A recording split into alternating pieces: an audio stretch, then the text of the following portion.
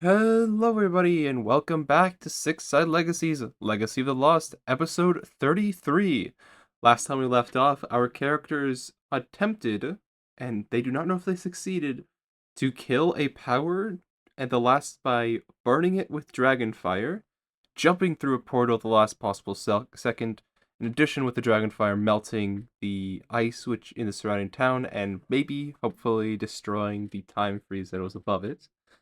The characters are now inside of the elemental plane of water, clutching to an iceberg in the middle of a vast sea of endless impossibility. I know that is a lot, but before we continue, let's introduce everybody, starting with Alpheus, Howdy, I'm Alpheus, and I'm the Dwarven Artificer of the group. Endre, Hello, I am Andre, the Tiefling Sorcerer. Rook, Howdy, I'm Rook, the Leonin Paladin. and Kasira. Hey, I'm Kasara, the Tiefling Fighter Barbarian.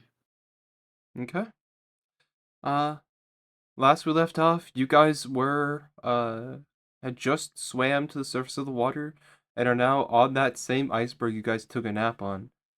Uh, and there's not really a whole lot around you. Is there anything in particular you guys are going to be doing at this time? I would like to throw up more fire. Okay, yes, of course. Off to a great Alright, start. let's also turn on this music because that's important. Rook just kind of rubs his temples because he's so tired of getting trapped in different planes of Worlds. existence. Yeah. And Hendrik, it's the spell Find Steed has predetermined options for what it can summon, but it also says or something that you and the DM agree on. Can I summon like a water horse type thing, or just something with a swim speed with it? I am going to say no. Kelpie, there it is, sorry. Yeah, I'm just going to say no for that one, unfortunately. All right. Is there anything else you guys are doing? Or are you kind I of just think waiting? Andre is just kind of looking through the hole, or through the portal to see, try to complicate whether or not they could logistically swim through, but knowing that they would still probably be in the tower, is just having the yuck face across, uh, just with the idea of kind of thinking about how are we gonna get back, what's gonna happen, is just very annoyed with the situation. Okay. Yeah, as you try your best to look through the portal, unfortunately the portal is at this point pretty much fully invisible, and you aren't really able to detect it anymore. What was originally kind of like a whirlpool effect going into it is actually no longer there, as water is no longer funneling into the lake. But yeah. Is there anything else you guys are talking about, or are you just kind of waiting? Kasira, once they get on top of the ice, she just kind of takes a second to just take in everything that's happened within the last 24 hours. And she just kind of brushes her wet hair away from her eyes, as she has never really had that kind of issue before, with it being longer now, and she slowly just turns to glare at Alpheus. Sorry to interject, but can I make sure that Hope isn't drowning again? They aren't drug. I assume that you guys did actively help them bring them back to the surface. Awesome. Cool. Just want to double check real quick before we continue. Please go ahead. What you looking at poor Alpheus for? Throwing up over here. She's just glaring at him. She doesn't say a word. She just glares at him. I think after throwing up one more time, I was like, what's up? Why are you looking at me? I just left the Feywild, and now we're stuck here. I mean, we got to make the most of whatever situation we can. Granted, if we stayed any longer through that portal, then we'd probably be dead by now. But Andre, I think what Cass is mad about is that at least I, and I'm pretty sure you told Alpheus several times earlier that we shouldn't just go jumping into the mouth of this thing. No, And he kind of forced our hand by leaping in and saying, "Trust us," or "Trust me." I agree, but this is kind of the situation we are stuck in.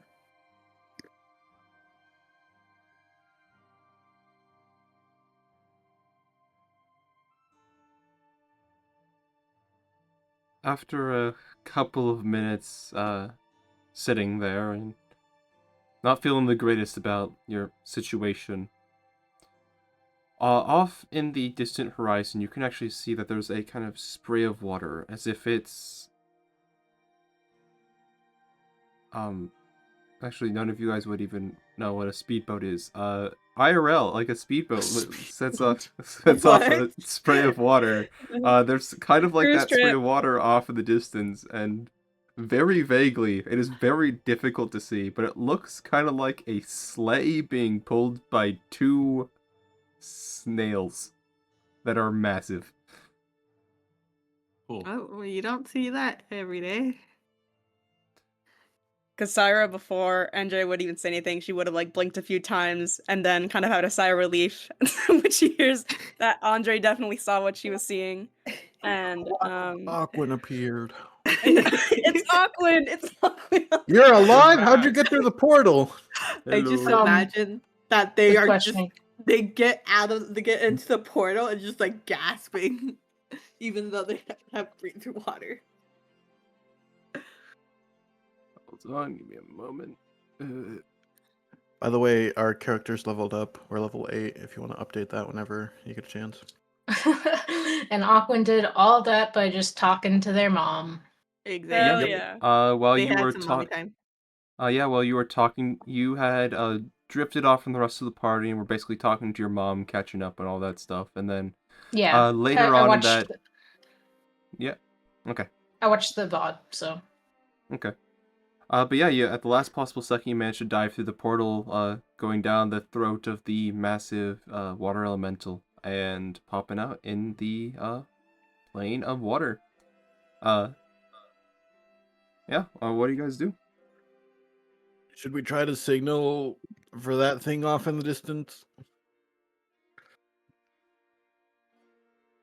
I Oh yeah, mean, they saw isn't it a coming Santa towards us? sleigh being pulled by Direction. snails with a giant jet of water coming off the back like a speedboat. You see it as well.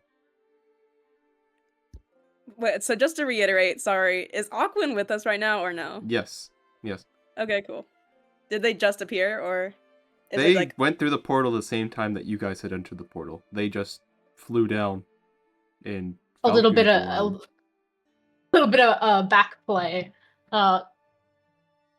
Aquan, I guess, finds out that y'all are going, and they barely catch up in time, I guess. I'm assuming we So- caught up like off screen, or is it right now we're catching up just to Well, make sure? When you A guys moment had of- entered the portal, Aquid had come down and went through the portal at the same time as you guys, trying to get to you guys. And then, so now you are all in the elemental plane of water. Okay, cool. That's not bad.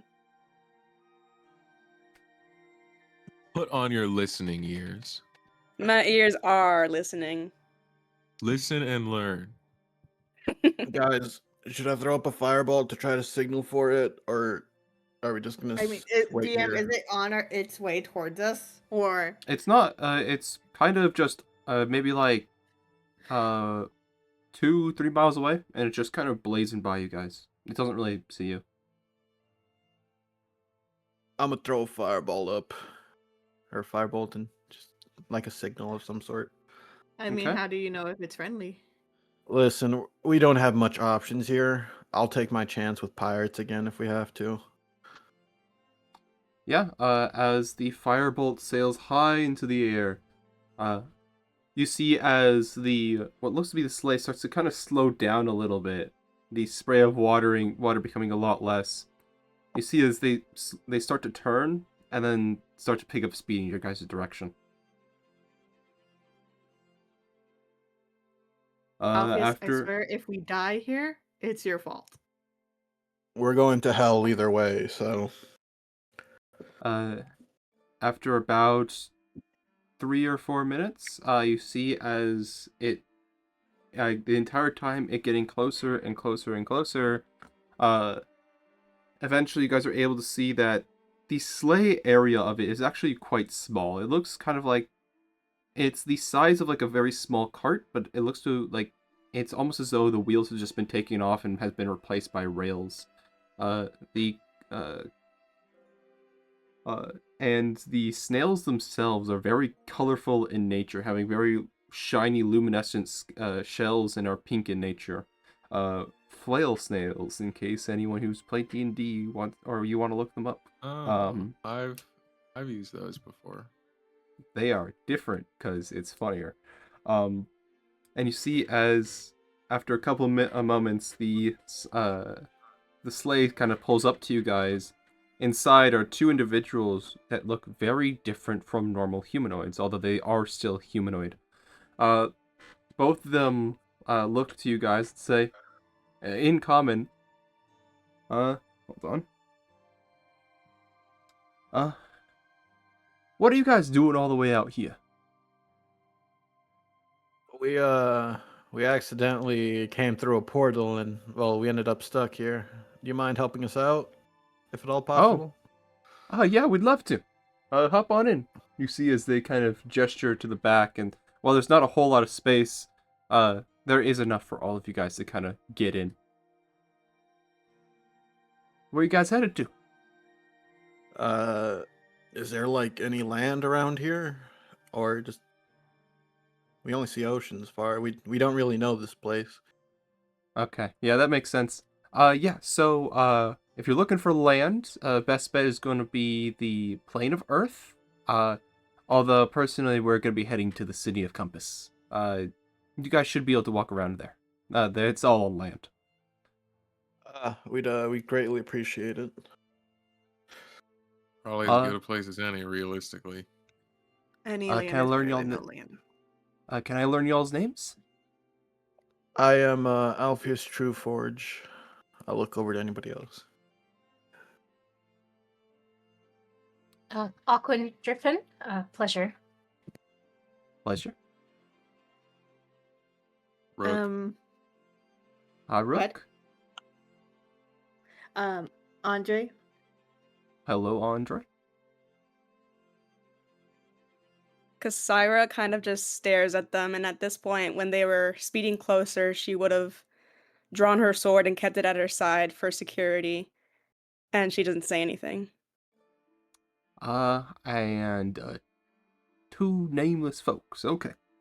Yeah, if you guys just want to hop on in, we'll take you there right now. And now at this point, the one that was not holding the reins of the snails. Sorry, I forgot to mention that they're basically being pulled like reindeer. The passenger side says, "By the way, I'm sorry. My partner here is a little bit intoxicated. And so I ask you guys, please do not tell the authorities." Don't worry, we're just grateful that you're giving us a ride. We won't say anything. Drinking Andre. illegal here? It's illegal to be going at our speed, period, and to be drinking while you're going and operating a snail at these speeds. All right. So we do ask your leniency. I think Sure. Andre is just kind of gonna clutch the boat. Kasira's glare just darkens in the direction. Well, if you guys want to hop on in, I can help y'all in if y'all need. Oh, sorry, I totally forgot. I have not introduced myself yet. My name is Umos, and my friend over here is Eril. Nice to meet y'all. Pleasure to meet you. It is nice to meet you too. You all want to hop on in? Alpheus you all hops hop on in? in. Yeah, I guess Sure so. thing. Where you going? Okay. As all of you guys, some of you more tentatively than others, start to kind of hop into the backside, it is while it is quite cramped, it is still comfortable.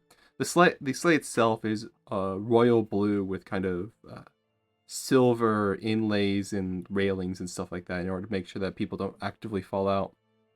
The two in the front say, "Okay, if you guys could kind of hold on to something. We're gonna be we'll get you there as soon as possible, okay?" All right. The person in front kind of whips his nails, and they start to peel off. This is probably quicker than most of you have ever really gone before. This is quite a bit faster than horses. As you guys do. Faster than when we were volcanoed. Oh I no, forgot that about is Volcano is tremendously faster.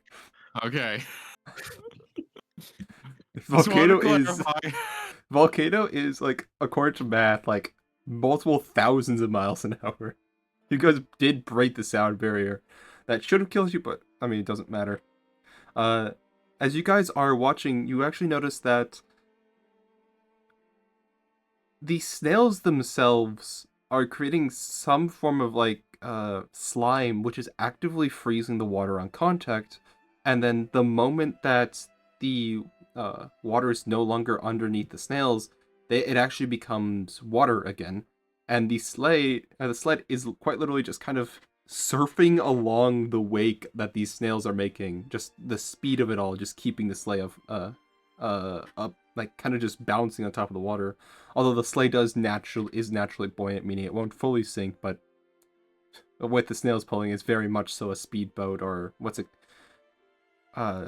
called when you're like skiing on water? Water skiing? Is that it? Sure. Yeah, it's Yeah. literally just called Yeah. water Yeah. skiing. Right on the Uh, yeah. money. There you go. Unless The you're equivalent- thinking of jet skis, where you ride them. Either way, it's just bouncing on top of the water. Yeah, as you guys are going, is there anything you guys would like to talk about? Or talk to these people about? So, where exactly are we going? Yeah, so, oh, I'm so sorry. You see as the passenger side kind of turns around, in their seat. These are very much so like pontoon seats where it's, they do kind of have like a little swivel on the chair. So they turn around. Yeah, oh, I'm terribly sorry. Where's my manners? Welcome to the, plane of water. This is the, one of the multiple realms of the elemental planes. You guys have probably heard about them before. We're pretty famous. We are taking guys right now to the city of Compass, the only city inside the elemental planes, home of all of us Jinn, the sentient elementals, invisible stalkers. I have a list right here. I could probably fucking use it. What are invisible stalkers? Oh, just think of them kind of like just air, but like they exist. Would Alpheus know anything about jinns? All of you guys have heard of Jinn before, mostly of like especially you, Rook. You grew up in an area in which Jinn were a relatively, or genies are a relatively common kind of thing to talk about. Rook would just kind of nod along, then and be like, "I didn't know that they aren't outside the desert." Then there's Mephits, and then we also have a couple of Glebder. So yeah, we're kind of heading there right now. Pretty much everywhere there is pretty friendly. It's kind of hard to judge people when you're like you kind of chuckles, or they, sorry, kind of chuckle to themselves. when they're kind of just like a, well, piece of rock or fire. It's kind of hard to judge. So yeah, we'll be there in about like 20 minutes. So if you guys got any other questions, feel free to ask. Yeah.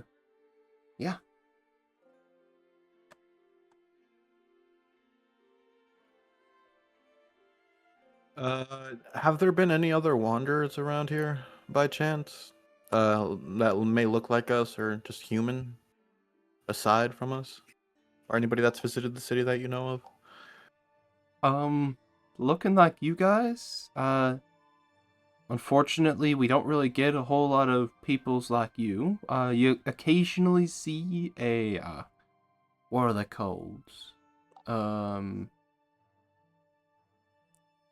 genasi, I think they're called. They look kind of like you, but we don't really see a whole lot of, humanoid visitors.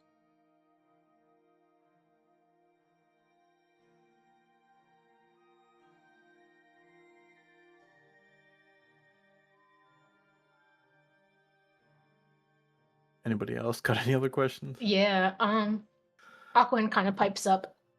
The city of Compass, what is it like? Is it like a center to all the worlds? Yeah, so, City of Compass, it is, so, think of, the Elemental Plains is kind of like a kind of like a disc, or like a big circle, right? And now if you were to just kind of draw two lines intersecting, so that way all of them are kind of like a 90-degree angle, so it's all split up into fourths.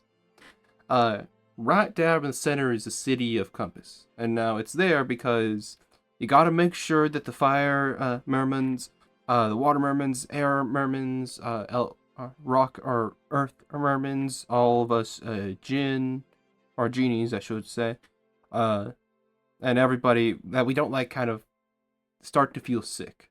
Generally, if when you're an elemental and you're in like the wrong area, like polar opposite to kind of what your physics represent, you do start to feel very sick. And so generally you want to stay inside of your own area because that makes you feel a little bit better.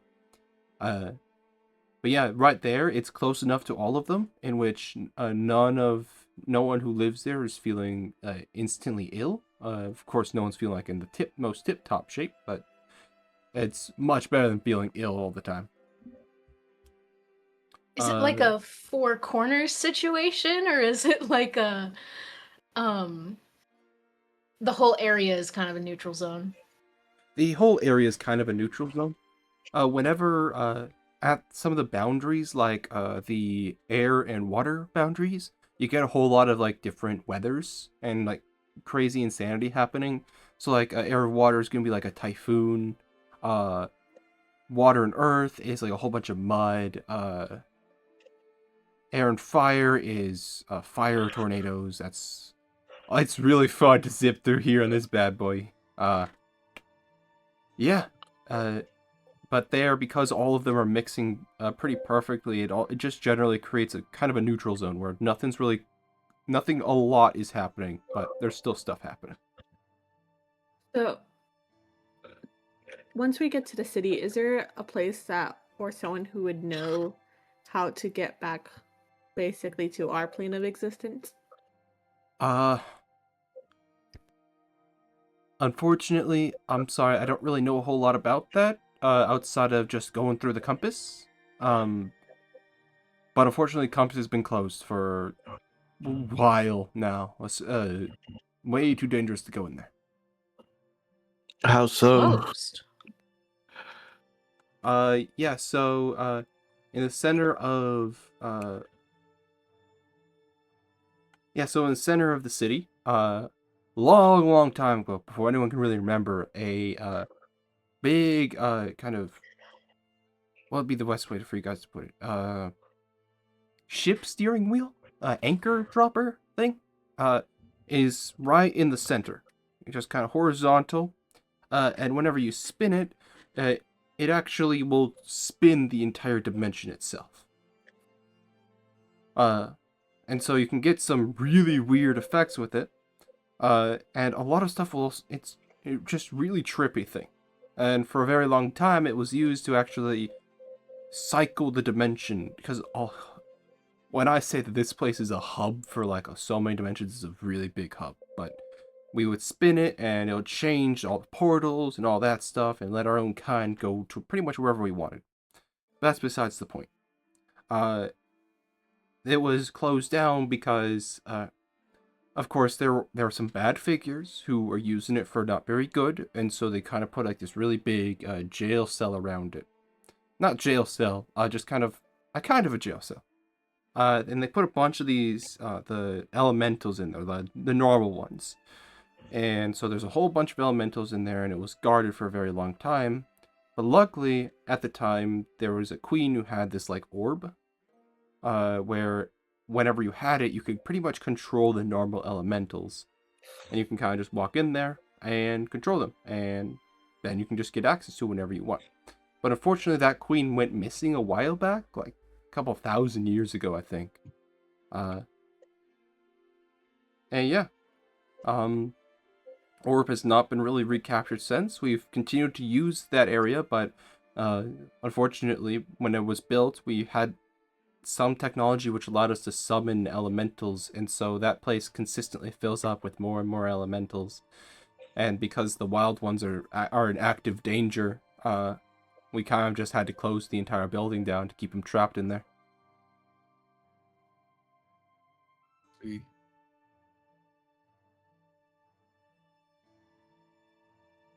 So, are you in need of assistance with getting rid of the people in there, or the things in there, or something? I mean, I have absolutely no need to do that. Where is it? Hold on, sorry. I have physical notes now, with paper, so I don't have to go through a bunch of Google Docs. Yay. Wow. So much better, by the way. I'm gonna be doing this from now on. Yeah, so, I'm just a school teacher. My partner here, helps out at the local pub. So yeah, we're just actually enjoying a day out in the town, or just day out. Well, thank you for the impromptu history lesson off the clock.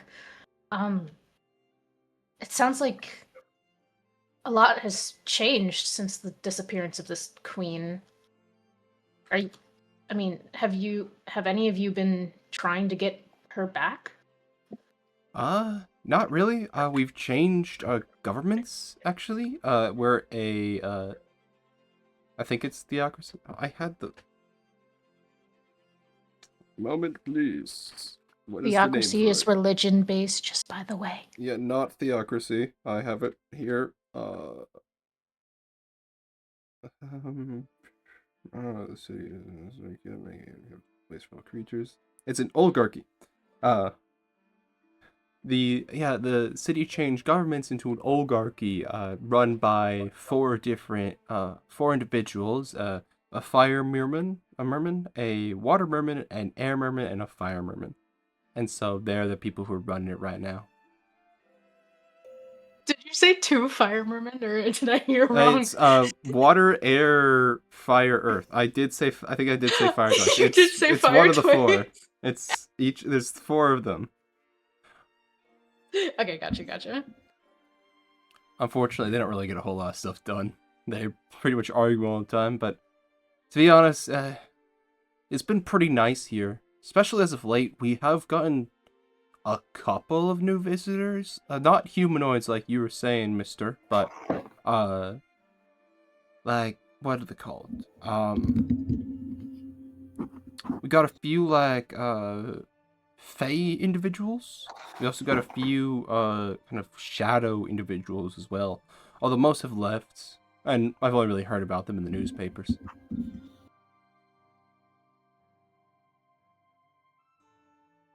Yeah, you guys got any more questions? Aquin kind of, upon hearing Faye and Shadow, kind of like briefly glances at Rook to kind of see his reaction. and then kind of just drops the thought and leaves it to the rest of the group. Yeah, I mean, Rook has looked grumpy this whole time, but he when he hears Faye and Shadow, I think the most immediate reaction is just kind of him going a little more on guard, if anything, of like that might be trouble. Syra's guys. eyes kind of flash when she hears Faye, and at first she was kind of just eyeing them down and not necessarily paying attention too much, more so just reading their body language, looking for any kind of abnormal movements. And then she tilts her head and says, "What did the Fae look like?" I have no idea. Well, Once what did I the only newspaper really say? that what was it? A couple weeks ago, a couple of Fae were picked up in the realm of fire. They were not hurt very badly. They were still taken to a hospital to get checked out. What else? They were. Oh yeah, they were like, what was it? 2 feet tall, I think.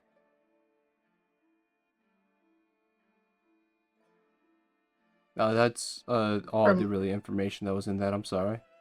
Wish I could be a bit Yeah, more no. help. From what Aquan has at least written fairy tales about Fae, this doesn't really surprise them, but they were more so curious about, I guess, if any of them were wearing a mask, but they don't voice this at all. Also, you guys did seem to tense up a bit at the mention of Fae. Do you guys have some, like, an enemy or something? Or do you want, like, a drink? Like, calm down a little bit? Personally, I I'll- don't reject the drink, but I mean, I wouldn't mind a drink, but Oh, yeah, we got some do. Fireball. Absolutely, I'll take some. Aquan, okay. Aquan catches on to this fireball and is like, Alpheus, are you sure you know what that is? I'm sure it's fine. As they pull it out, it is just normal Fireball. Just fully normal Fireball. Aquan's shoulders slump it kind of dejectedly. And this is fermented, or this gets you drunk? Oh yeah, that is some fucking heavy shit. It's got a little bit of like a sting to it. Yeah. Oh yeah, I have you guys. I'm so sorry once again. You guys don't know this. We're also genies. Oh, nice. Yeah. Like, Yeah, like pure genies? Like, not Genasi or Jin, you're just genies? Yeah. I am an Afriti, and Errol over there is a Dao. Those are types of genies, although you guys may not know that. They don't. Do I, you say that this is kind of part of my homeland, that this would be fairly normal. Is there anything in particular that I would know or believe that I should be doing in this situation? Like, You'd know that in general, Jinn are the genies which you know most about, and they are the type which are known for, like, being expert spellcasters, and so therefore granting most wishes. However, they do like to kind of punish people who make wishes for bad reasons. interesting. These two, but from what you are aware of other types of genies, they are able to grant very light wishes. However, they do tend to be a little bit more of like, on the level of, hey, here's some fireball. They're a little bit lighter and they're not nearly as magically inclined, but they are still incredibly magical creatures. Oh, I Could show I, you. could I try to absorb that fireball through the elemental hand? Uh, Or As you ask the touch it, elemental to eat it on my behalf? um, as you start pouring onto your hand, you feel your hands start to feel a little bit buzzed. Well, When this is a Hendrik- new one. When you said normal fireball, you meant the alcohol, right? Yeah. Yeah. So it's like a drink. Yes. Yeah, I mean, you guys are really tense right now. I'm sorry. Did I do something to offend you? I'm sorry. I'm not like that. I don't really know about all that too much about like social, like competent social behaviors and like. No, not at all. Don't worry about it. You were kind of on the nose about us having an enemy. And let's just say they're a very powerful enemy, and so naturally we do get kind of afraid when we hear about anyone who might be working for said person. That's fair. That's fair. I had a boss. Ugh, nasty piece of work. But I'm the fine city is coming up. Do you guys want like a what's it called? A tour on the way through? I mean, I can show you around. We have the day off, and frankly, we're kind of just bored, just zipping along the waves. Still pretty fun though. Sure. Sure. But do you mind if I ask one last question before we By get all into the means. city? By any chance, you seen any magic circles around with the innate ability to teleport by chance? There have been some spottings of circles that have been kidnapping people. Just around, or do you know on which specific planes? I mean, they've only really been spotted. Well, so there was one where in like the Earth plane, but mostly just in the normal plane. The one on the Earth plane was weird because there was a party that was happening out there. And apparently just one of the people who was like in the middle of what's that thing where you hold someone upside down and have them chug a keg? Keg stand? Yes. They were doing that. And then all of a sudden, circle appeared underneath them. They disappear. People holding them up disappear. And circle just disappears. I see. Most other ones are in the city, though, and a couple of people have spotted those. We have had a number of missing peoples, but they're pretty far and few between, so it's not anything to really worry about. I see.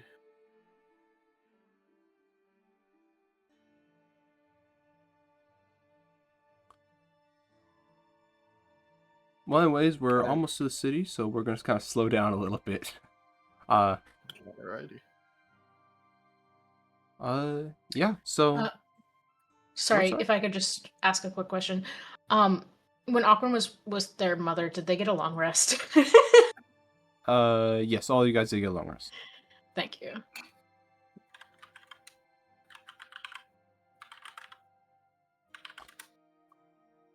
So, yeah, we're almost there. And you see as they kind of, as before you begin to see a rather large circular city kind of just start appearing. And as you guys continue to approach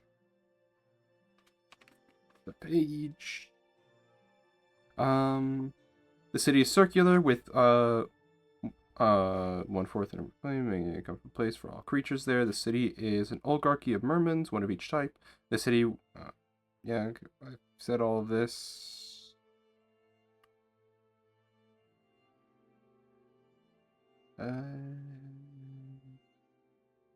Yeah, as you guys approach the city, what you see is there are no like very big walls here. It's all just kind of houses dotted here and there. A lot of them made of stone and metal in order to make sure that the other elementals don't completely destroy them. You guys are approaching from the water side, and so what you do see is most of them are going to be made out of stone in order to avoid mass amounts of rusting occurring. As you guys slowly approach, you begin to see as a lot, the ground itself looks to have been paved in order to make it so that way snails and other such creatures are actually able to get out of the water. If any of you guys have been a lifeguard or gone to pools, it's what's called a zero depth entry. And you guys, as the snails kind of peel up onto that, they cross over onto the ground, and you guys are now on the ground. They begin to kind of maneuver their way, and you actually see as the sleigh itself begins to go onto what looks to be a somewhat paved street.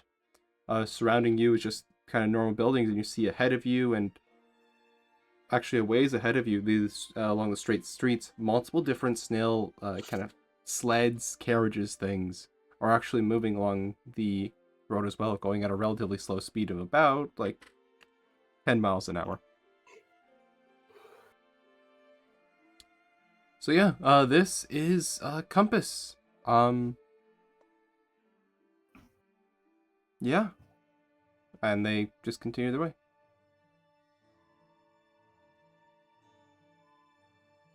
So, if you're gonna tour us, what is there to see around here aside from housing in the center? Yeah, so so many pages. Y'all got a magic shop around here by any chance? Yes, we do. But we're gonna kind of take you on a little bit of a tour of our neck of the woods, so nothing like too crazy. We do got a small magic shop there. I don't think it'll have a whole lot of what you would want, unless you'd want some of the supplies to make an elemental into a merman. You can do that? Would I know Yeah. if I could even do that? Yeah, so, so are you guys familiar with the difference between an elemental and a merman elemental? Would Alpheus know or no? No. Absolutely, no. So, have you guys ever seen a normal elemental before? About Alpheus, that is a yes. I think the rest of you is also a yes, because you lived in Everstone for an amount of time. City. Yeah. Yeah, so you take a normal elemental, and now they are not intelligent creatures. They are forms of nature. They have spontaneously come into existence because of this realm's magic. And now what we do as Jinn is very, very long time ago, we had crafted a lot of these magical artifacts in order to, whenever you give it to one of these creatures, it actually makes them intelligent and actually able to function in a normal society. And so we've, after a very, very long time of crafting them, or at least the genies in general, crafting them, a huge amount of the population here is actually originally different elementals which were found throughout the plains and then turned into mermans. And then on top of that, those mermans eventually learned that they can actually breed, unlike a lot of the other... It's complicated. I don't want to really get into the whole lot of like how we replicate. But they were actually able to make children that became normal elementals, and then turning them into mermans as well made it so that way we actually have a functional society of mostly merman elementals. Genie unfortunately don't really reproduce much, so yeah, we don't have as many of those anymore. Or our numbers have grown, but not as many as the elementals. So yeah, I mean, if you have like an elemental you want to make into a merman, we have the supplies, but it is a little bit costly. How much, so to speak? What do you use for currency here? That's a good question to ask. We use emberwood. Ember wood? Yes. So, in the elemental plane of fire, there is a specific tree that grows there, which is actually mostly immune to fire. It is what fire elementals eat, and because they can't actually eat anything else, we use it as currency. because it's one of the only things which is difficult to continually replicate because it goes away roughly at the same speed as it's created. And so because we had a very large influx of it, we don't really have a lot of inflation here. Wait, so you trade with food? Yes. Does Uh, that does what? that put the fire genies at a disadvantage because they have to eat their money?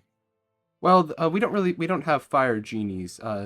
The genies in general, we don't really need to eat Oh, because we have this spell called Goodberry. Very, very helpful spell. Andre is looking Aquin at gives Aquin. Aquin She gives stares at finger Aquin. guns like a. so but- then Yes. whoever does eat the firewood, Fire mermaids. the fire mermaid, are they at a disadvantage because they have to eat their own food or their own money? Eat their own money rather. So the thing is, they are the ones who are harvesting the wood. So generally, they are the ones who have the most money. Interesting. To go into the elemental plane of fire, the only ones who are able to, if a wind elemental goes into there, they'll actually create a small explosion, which is not very good. And if a water one goes in there, they'll begin to feel extremely sick. If an earth one goes into there, they can, but unfortunately, due to their fingers, they aren't actually able to properly harvest the wood without crushing it. And so you do have to have fire elementals doing it. And so they're the only ones who are able to harvest the wood, and they do kind of skim a little bit off the top, but most everyone here is okay with that. They got to eat after all. All right, that makes sense. But yeah, looks like we're about here. As they're kind of going down a street. Yeah, so on your right here, you'll see the fire station, run by a good friend of mine, Cabal. As they continue going on the left, over here's the library. Then we got the tavern right here on the left as well. And then we have right over there is this little area's supervisor. Kind of like a local leader, if that makes sense. Kind of just reports any of the local stuff happening up to the larger government. And then this, as the snail kind of parks in, this is our house, and you see it's a relatively small house, made fully out of stone. Yep, this is our house. Beautiful home. Yeah.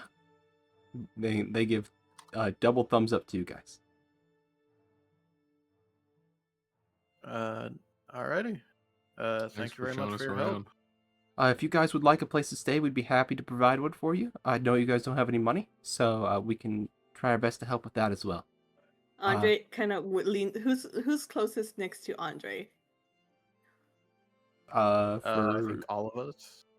let's go with Or Aquin. just- Aquin. Andre's gonna lean over towards Aquin and just kind of whisper. He's like, "He said we're broke."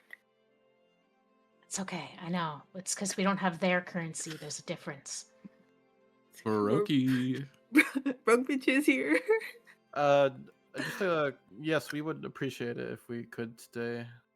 How much was one of those items to try to get a elemental into a mermaid? I believe. How much would one of those be? It is 32 firewood. Alrighty. I can also show you what they look like, and you see as they start digging through their pockets and pull out. It is about it is a sphere about 2 inches in diameter. This is a firewood. It's probably going to be hard for you guys to keep a lot of these on you. Generally, 1 firewood is able to get you a night in a hotel. And you can also cut them up and then use them that way as well, though they're normally kept as a whole. I see. Would you guys need any help with anything? Just because we feel like you're already offering us so much, it'd be kind of rude of us not to help out at the very least. The thing is, I mean, we're good. You guys made our day a whole lot better, to be honest. Yeah, it's been kind of hard couple weeks, but don't worry about it. It's nice to meet some new people who aren't immediately jealous. Jealous of what? We're genies, which means we're pretty much automatically on just like a higher level than most of the people here, and we're afforded I wouldn't even say a better existence. We're given more liberties because of what our ancestors did. Me and my significant other here, we really don't try to take that and use it, although some genies do. We're just trying to live a happy life and live in a community of people who don't think of us as better than them because we were born conscious, basically, and because of our ancestors. I see. But yeah, please, come on in and you can enjoy our home to its fullest. We have pretty much everything, more physical beings like you would need. And what do you guys eat? Usually, we do also have Goodberry. You do? Yeah. For Point over to- survival, Goodberry. For pleasure and Mainly- comfort, usually Meat, vegetables, Anything, beer, Yeah. alcohol, pork, some beef, some steak. anything that can get us crunk. Would you like some,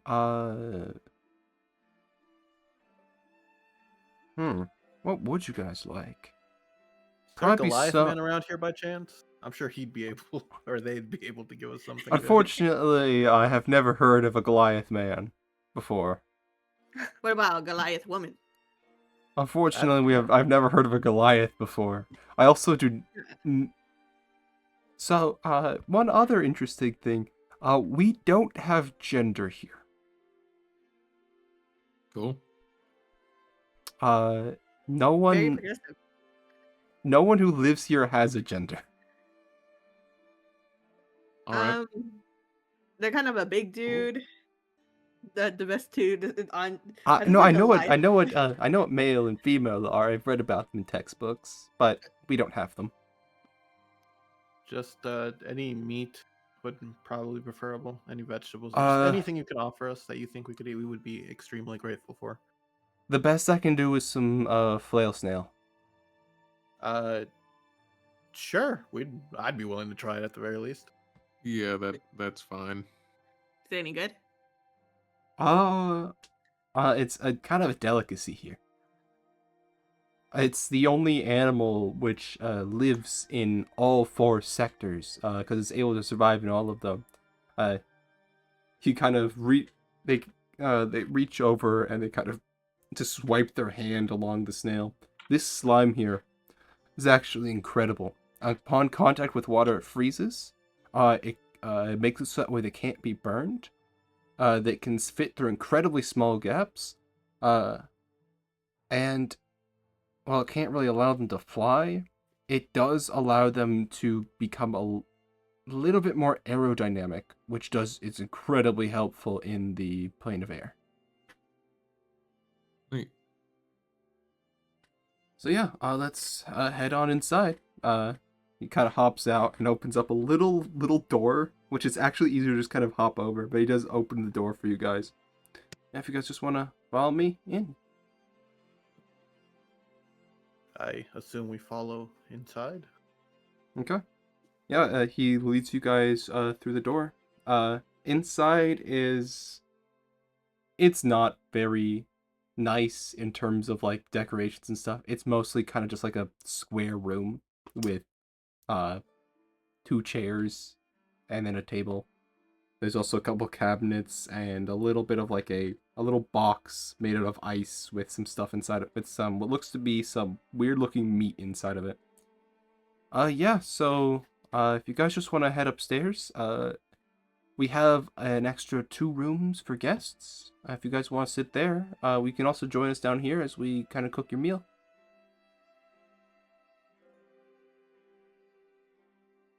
And Sounds they're All gonna right. lovely. Well, thank you. they're gonna leave you alone and start to begin the cooking process. As we're kind of walking upstairs to look at our quarters, Rook will sidle up um, to Aquan first and just say, "Hey, are you okay? I know that we kind of left really quickly, and we don't know if everything's fine back in Rathfall." I'm really lucky to have caught up with you guys in the first place, and I don't know. I don't know anything about this plane or getting back home, but it seems like things are fine. And if anything, I'm actually worried about what freeing the town would do more than keeping it in a stasis. That's fair. I suppose I just figured I'd ask because you're the one with the most stake back in Redfall.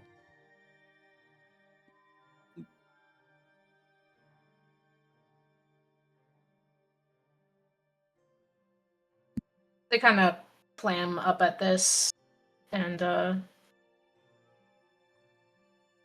really say much. We just kind of nods, pats Aquan on the back, and then we'll walk over to Kasaira, who I assume is similarly tweaking out as she is so wont to do right now, and Tweaker. very privately to her specifically, he'll just be like, "I don't know if I feel good about eating food that strangers who seem overly nice made us. I I'm was gonna just go survey and watch them cook so they don't poison us. Yeah, I might join you in that because this feels a little bit too hospitable. Too good to be true. Yeah. Also, are you all right? You've had like a glare on your eyes or on your face this for like an hour. You're normally you normally kind of got that kind of look about you, but today you've really just been for like the whole time. Well, I didn't know as soon as I left, we'd have to somehow free the town from some kind of time freeze. And then everything happened. Hope nearly drowned. It's been a very long 2 months and a day.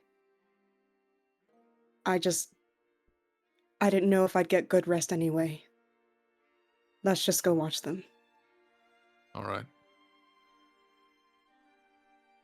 And I'll walk with Kasaira downstairs to like watch them cook and make idle chatter while just kind of making sure that they don't murder us. Yeah. As you go downstairs, they look to be doing somewhat normal stuff. They look to have defrosted the meat, and have a little magical fire in which they are cooking over.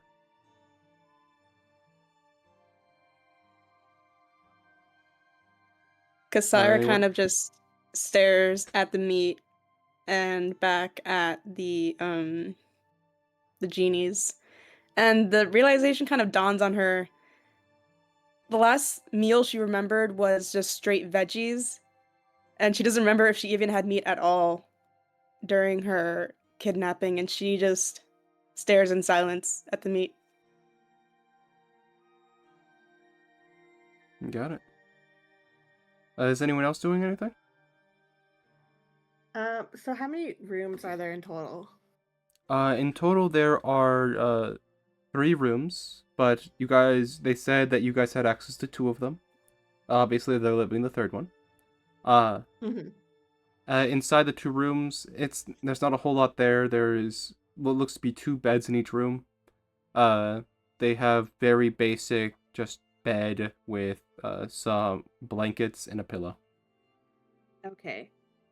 I think then Andre would definitely take this moment to, I guess, relax herself for a second.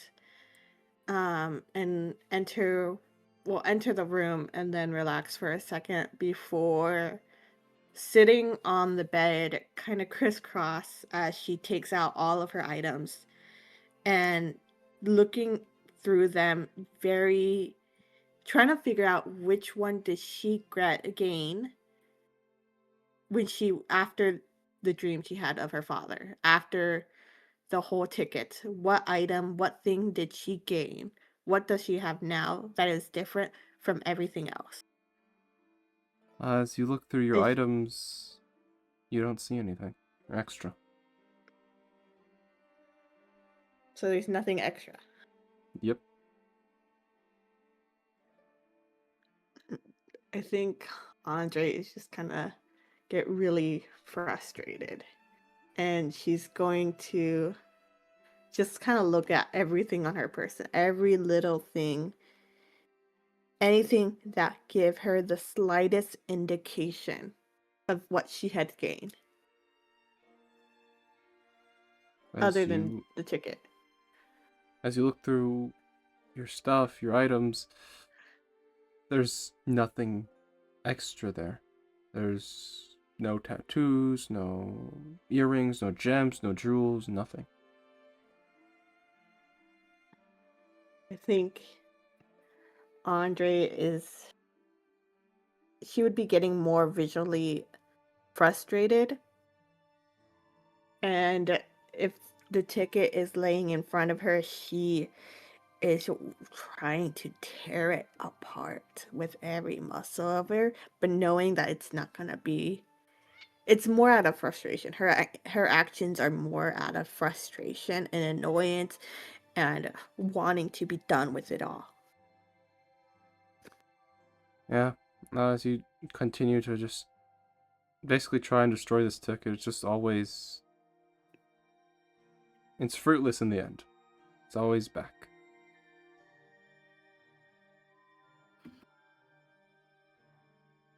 You begin to Thing. feel a kind of Mhm. heat radiating off of it.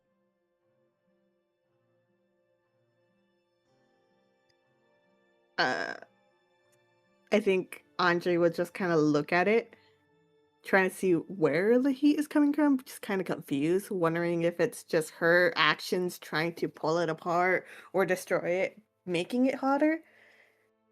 She's more annoyed than anything else. And still frustrated. She doesn't really mind the heat, but she's just more like, why is this heating up? What is this doing? This is just so frustrating. I want it gone. Why won't it leave me alone? Yeah, as you continue to think those thoughts, it just begins to grow hotter and hotter. Not like an unbearable, but this ticket itself is radiating heat.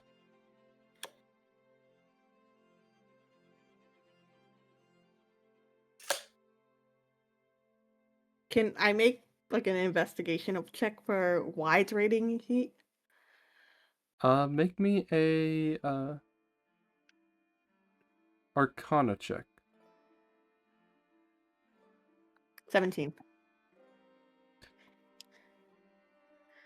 This is radiating heat. Okay, how do I put this?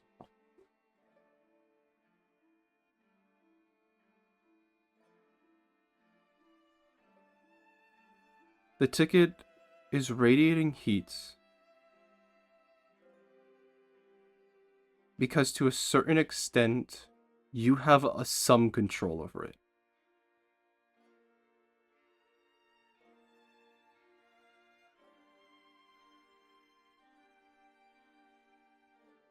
What does that mean? You're not sure. It's almost as though your emotions have affected the ticket. Your power, your arcanum has affected the tickets. For what reason you do not know. Or at least you're not positive of. It's just while you aren't able to destroy it, you're able to affect it. And that heat that you're feeling off of it is your own anger.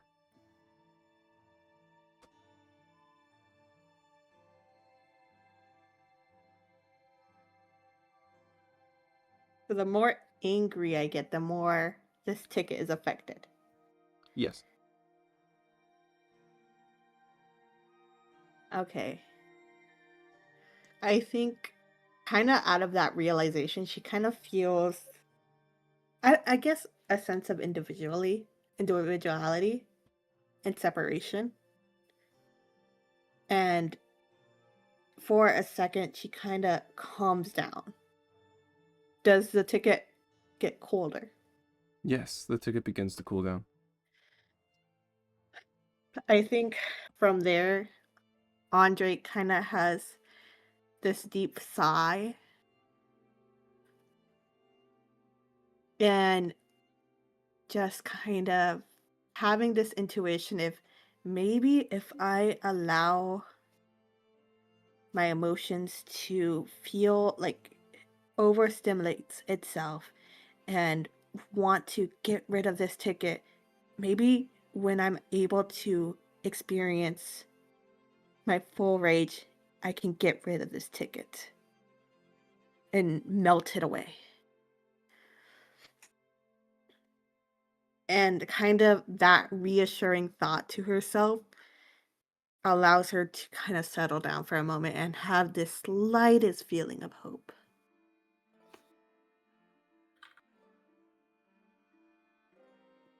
And then she is going to kind of put all her things away. And the last thing she will put away is that ticket. And she's going to stare at it very intensely in the sense of, in her thoughts, she is thinking, I will get rid of you somehow. Well, then she's going to put it away. Okay.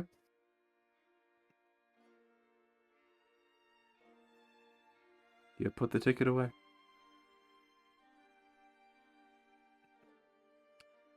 What's everyone else? Or at this point, the snail steaks have been finished, and they kind of call everybody back down. And as you all shamble back into the room, they are going to be passing out plates made of thin stone to all of you guys. Just kind of pass them out one at a time.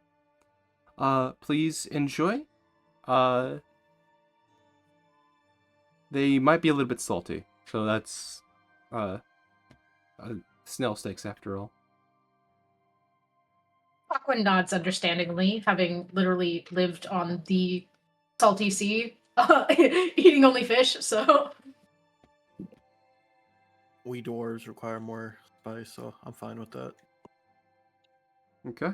I think Andre's gonna just kind of inspect the food for a second, like trying to look at what this is. It Sorry. looks like it does not look good.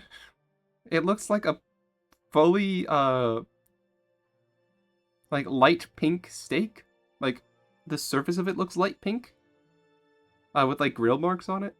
As you kind of cut into it, the middle's like fully white. And as you kind of begin to chew, it's very chewy and salty. But outside that, it is very, very tasty.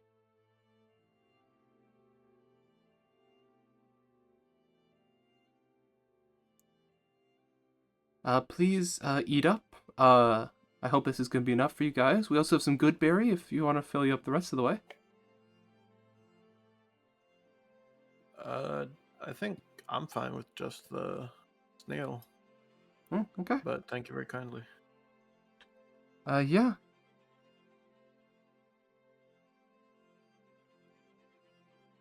Well, anyway, it is still only about midday, so me and my significant other here are gonna probably head out for a bit. Go get you guys some more stuff to eat since we're pretty much out of snail steaks. We'll see if we can kind of rustle anything up at the store. But yeah, if you guys just want to like rest or if you want to just go kind of head out for a bit, please do. It's lovely meeting you all. And they're kind of gonna hold out their hand to shake hands with you guys. Alpheus would shake their hand. They shake back. Anyone else? Andre would shake their hand. Okay. And with that, they will leave. You guys are now left alone. What do you do? Andre is going to try the food. She is going to pick at it before hesitantly trying it. She's kind of a picky eater, I would say, but she will be willing to try this.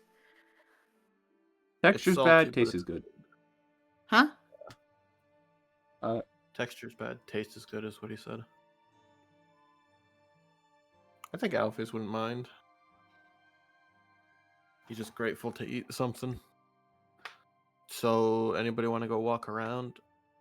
I'd like to go personally visit that library if at all possible. I'd love to join you. Ooh, sick. Anybody else? I mean, I have nothing better to do. Do we want to split up or should we all stick together? Stick together. Let's just go to the library. Alrighty. I think Alpheus would probably like leave a note or something on the table. After we clean, is there a way to clean the dishes? We gotta at least clean the dish. There is no way to clean the dishes. Anybody got a water spell that won't break these? Well, Aquan can shape water, but there needs to be water to exist in the first place. So Okay. Let's just leave them nicely stacked at the very least. Yeah, Alpheus will write a note and then, well, let's go and try and find this library. I think I remember where it is. Yeah. As you guys kind of head out of the house and begin to walk along the street, every once in a while you see a snail carriage kind of pass by. A lot of people do kind of turn to look at you, but no one really walks up and talks to you. Eventually you guys end up in front of the library. Is there just like an entrance or sorry. Yeah, there is what looks to be all of the buildings here look relatively normal, except generally made fully out of stone or metal. As you guys walk up to the doors, you guys are able to pretty easily open the door, and when you guys walk in, you see that there are rows and rows of what look to be fully stone books, just from one side to the other in like 10-foot long shelves. The entire building is going to be the size of like an actual library, and they do have that amount of books. Walking through the aisles, you see what looks to be like a tornado with sand in it, also known as a dust devil, with a couple of kind of what looks to be kind of like handcuffs or like gauntlets on. Not gauntlets, like handcuff things, bracelets, metal bracelets. And it looks to have hands, and as of right now, it is actively pulling books out and putting them in different places. The wind itself also helping it do this. As you guys fully enter, the Dust Devil Merman turns to you guys. Hello. Welcome into the store, or welcome into the library. Is there anything I can help you with? We were just wanting to look at a few books, if that's all right. By all means. Please, don't mind me. I'm just putting the books back into the right spots.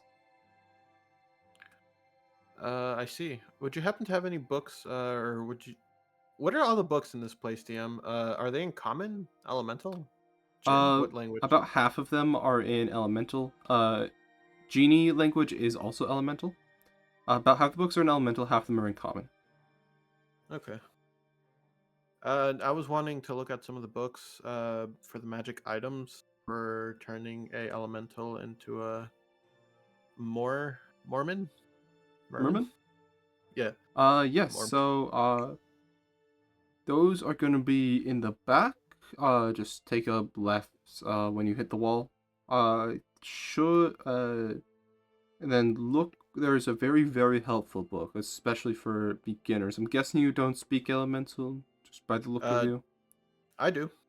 Oh, I can okay. understand Yes. it. My friends over here, though, might just need common. Okay. Yeah, I'd So appreciate a comment section if you can point me the right way.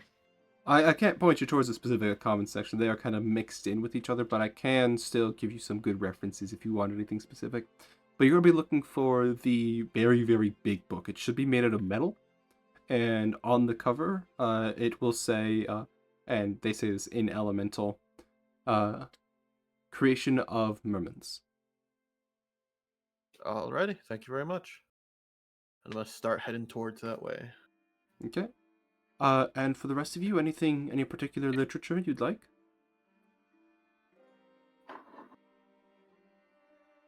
I think Kasara would just literally be. I don't think she would have finished her meal back at the place. I think she probably would have just grabbed it with her bare hand and just ate it on the way here, and is just finishing it up in the library and just kind of has a grimace on her face. And she hesitates before saying, Do you have anything on hydras? Hydras. We might have. I think we do. You see, as kind of from behind him, a book gets pulled off of the shelf and begins to circle around his Dust Devil form as he's going to reach into his own airstream and grab it. I think this will do you well. It doesn't have any specifics, but it is just a generally good book. It is in common, although it might not be the best translated. So I'm sorry about that. And he's going to hand you a book, which is just going to say, Monsters of the Material Realm. Thanks. Anything for you, 3?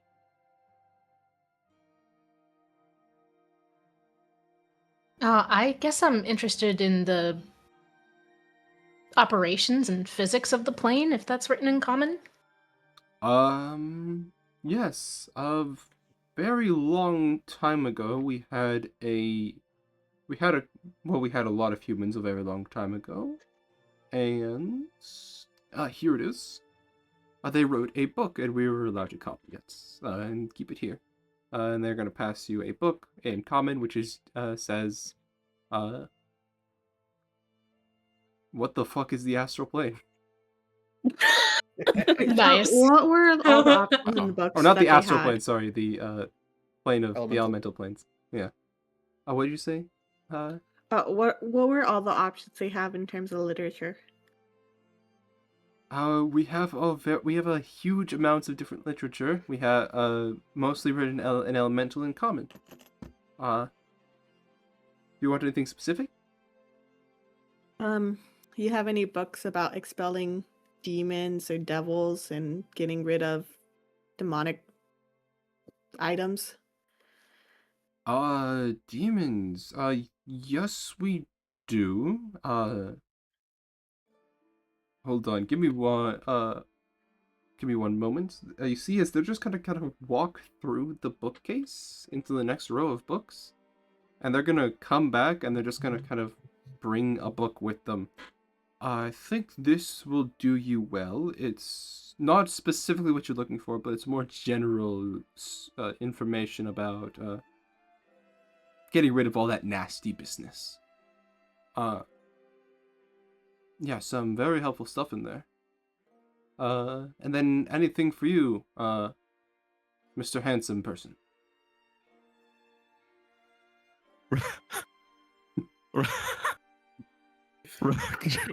Rook blushes.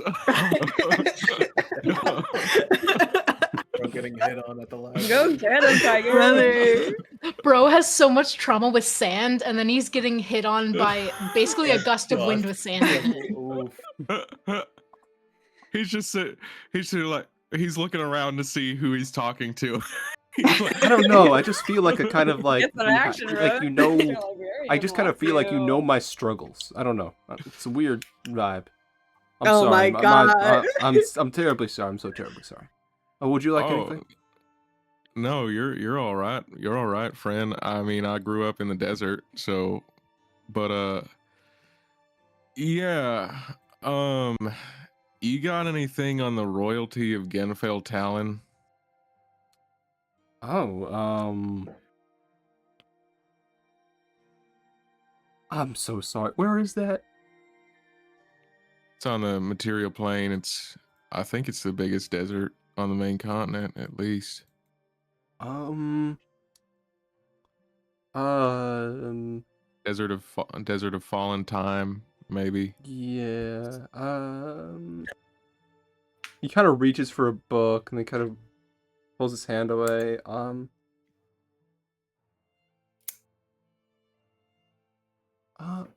That's odd. Yeah, so we don't have any books on the royalty of Genfell Talon, unfortunately. Does seem to be a little bit niche for our library, but we do have, hold on, give me a moment. We do have a book on Genfell Talon as a whole, written by one, Marinos, Hjark. Here you go. Thank you. Have I heard that name before? Yes. Interesting. In what context? Go into session notes and scroll up a little bit. Oh no, it's a thing that Lucas forgot. Session notes and scroll up a bit. Oh. You said his name was what? Number 6. Marinos Hjark. Oh, the rat. Yeah, Rook's hackles kind of raised a little bit. I see. All right. I have read that book before. It's kind of odd. It more goes into the biology of some of the creatures there. It gets pretty dark though, about halfway through. It begins talking about killing people. I Kind of horrifying. see. So, well, yeah, that guy's pretty evil man. Not even really man, to be honest. Evil monster, rather. Got But it. I'll look over it. Thank you. Yeah, but yeah, if you guys need any help with any other books, I'd be happy to help. I'm gonna go, some of these, this kid came in earlier and accidentally just moved around all of the books. Ugh. He's just gonna go back to just sorting every single book again. Yeah, so, time to go hit you all, one after another. Okay.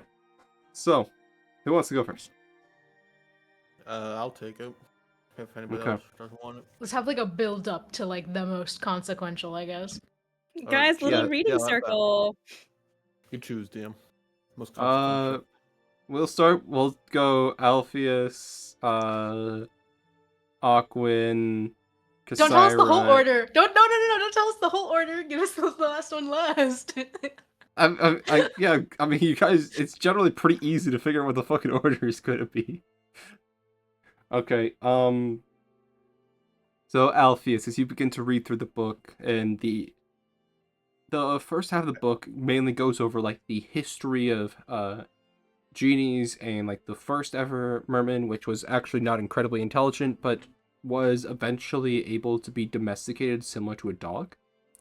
But over time, the process into making them into more intelligent creatures was expanded upon and learned more about. the main process is you need a combination of a metal and specific genie magic. It doesn't go a whole lot into the genie magic, as the book generally assumes that whoever's reading this is a genie and so is therefore able to cast a spell without any like pre-knowledge of it. But with the metals necessary, it is mainly just a thing called elemental metal, which you are not entirely sure of its full makeup. It does go a little bit into it in that it's found primarily in the plane of earth and fire. That entire area is made of metal, but it does say that it needs to be a very specific kind, although it doesn't go into much more detail than that. Although it is said that if you were to craft any form of like specific body part augments, so I say that I mean like earrings or bracelets or bracelets for your legs or like a belt or something like that, it will allow the elemental to form around it in order to create them into more of a actual usable form, as well as with the genie magic give them intelligence.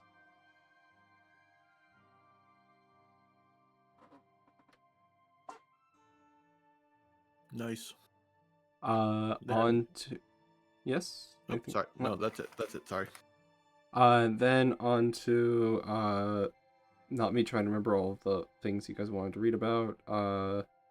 Kasaira. So as you begin to read through this, you very quickly move on to the Hydra page. It's said that there are quite a number of Hydras. As of more recent years, adventurers have started hunting them to extinction, as Gorgons have also gone extinct. The primary reason for Hydra, for people to keep them alive and continue basically letting them live in order to continually harvest their venom. Once Gorgons were fully wiped out, Hydras needed to start being wiped out because of the amount of destruction they caused. As far as people are aware, there's really only 1 or 2 Hydras left in the world, maybe a couple more. And the book goes into specifics, saying that one of them, which was found on the eastern side of the continent, western side of the continent, which was a normal Hydra, and last people were aware, an army was being assembled to take on that Hydra, and that it was that the Hydra itself had grown to 16 heads after basically ripping off its own heads in order to attempt to give itself more power. It also goes into that Hydras typically are not that smart, but this one was given intelligence by an unknown figure. Then for the other one, that it was found on the eastern side, and this one was what people refer to as a false Hydra, allowing it to imprint different memories into people and basically slowly feast off of entire villages at a time.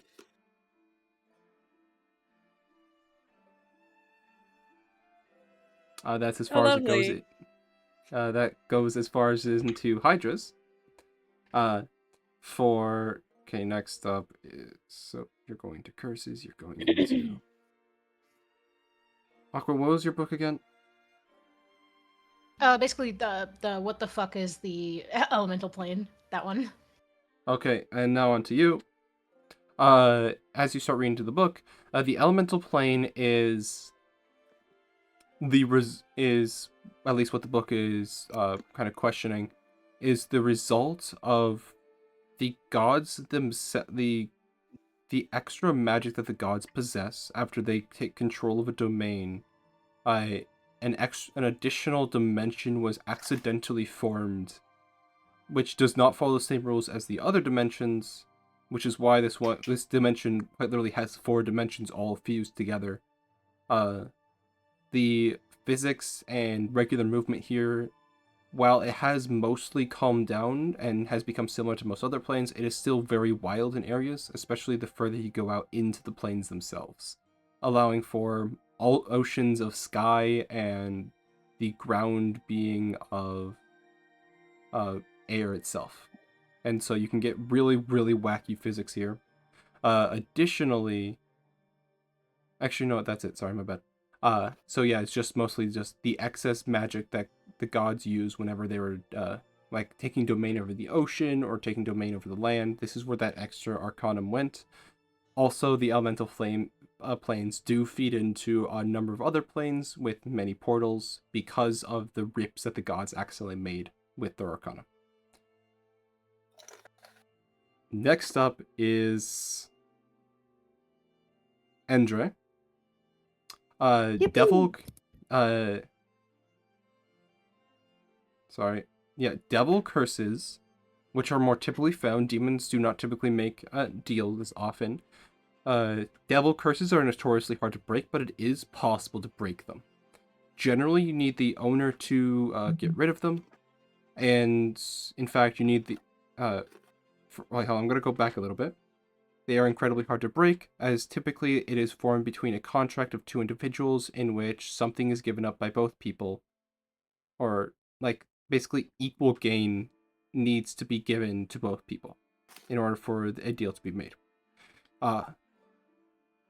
In order to break these curses, because of the requirements need to create them, there's really only one good way of doing it, and that is by just telling the user to, like, hey, fuck you, deals off. The second way is to get a creature of similar power to fully terminate terminate the contract, which once again is also incredibly difficult with demon devils. But there is a final way, which is not very well tested, and it's that notes. Give me a moment. I actually got to go The through page is Google ripped Docs. off. No. I have it in Google Docs because this was before I switched to paper because paper is better. Where is it?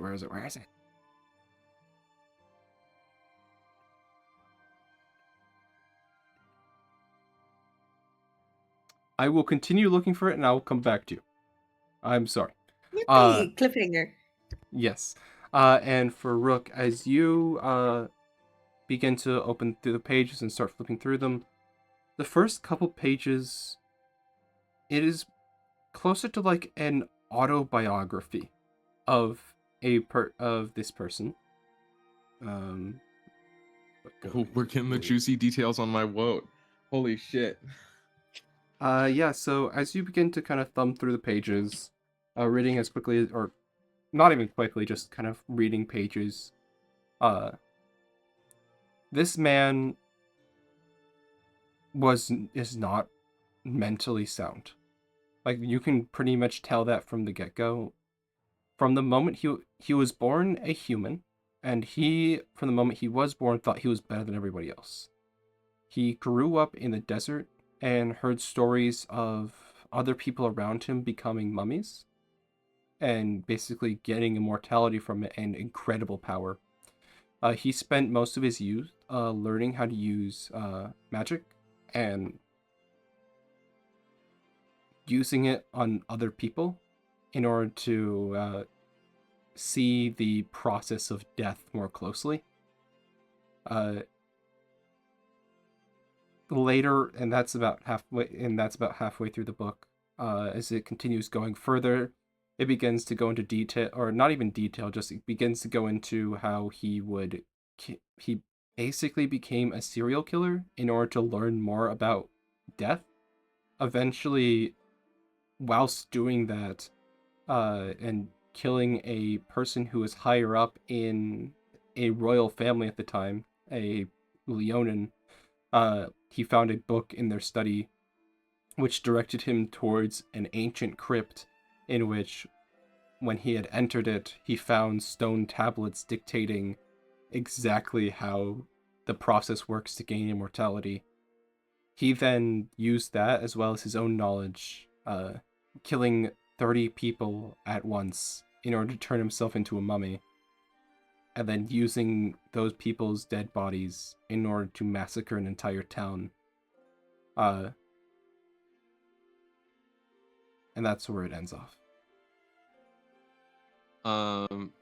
Okay, so he killed a higher nobleman.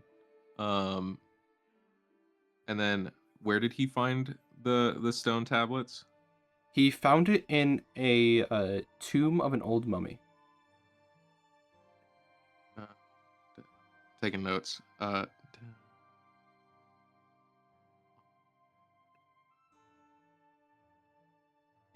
He said the tomb of an old mummy. Yes, a person who used to be a mummy who died for unknown reasons, was he the tomb of that mummy of that person was pretty much unknown to the most of the populace except for the royalty, who kept it a secret because of the amount of danger that can possess, especially because in order to become a mummy, from what this book is telling you, you need to kill a lot of people. He found this mummy's area and then basically killed a bunch of people to turn himself into a mummy. And then at the very, very end, it goes into detail about how somebody found this book and then translated it into another just book, and then tried their best to distribute it in order to spread more awareness about that this can actually happen. So, next question before I talk about Rook's reaction. Does it give a name for the Leonin nobleman that he killed? It does not. Okay. Rook, reading that, I think his blood goes cold. And he just sits there for a moment, kind of thinking about it. As the thoughts in his head are going to he killed 30 people and then ransacked a town with it. He killed 24 of my friends. He was going to give them back to me as undead soldiers, but he still has them. And that means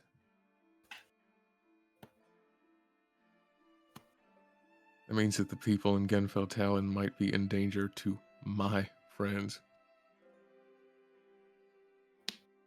And then Rook is just gonna stand up and start thinking. He probably walks over to Cass and is just like, hey,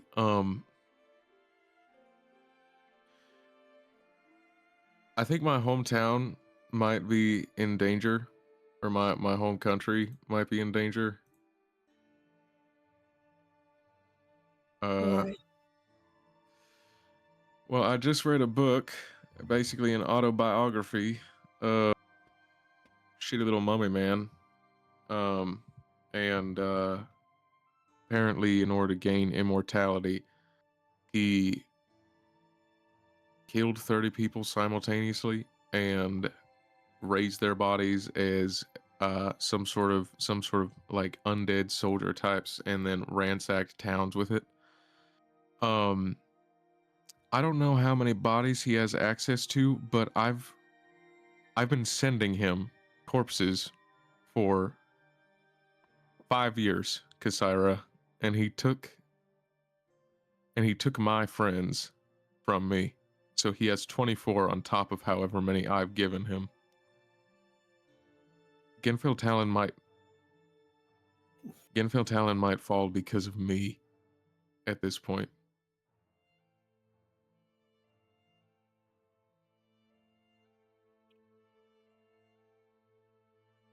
Kasira, after hearing this information, she still looks like she's listening to everything he's saying, but she's also kind of just glancing over his shoulder, and then every now and then just looking kind of briefly off into the distance before giving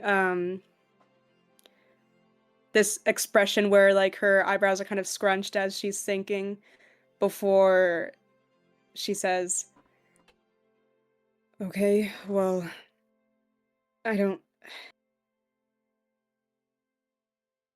well, we can't let that happen. we should probably tell the party and make way to that town you were speaking of. I mean, I have no idea how we're gonna. Are you okay? You seem distracted by something. I don't know if he's watching me or not. I see.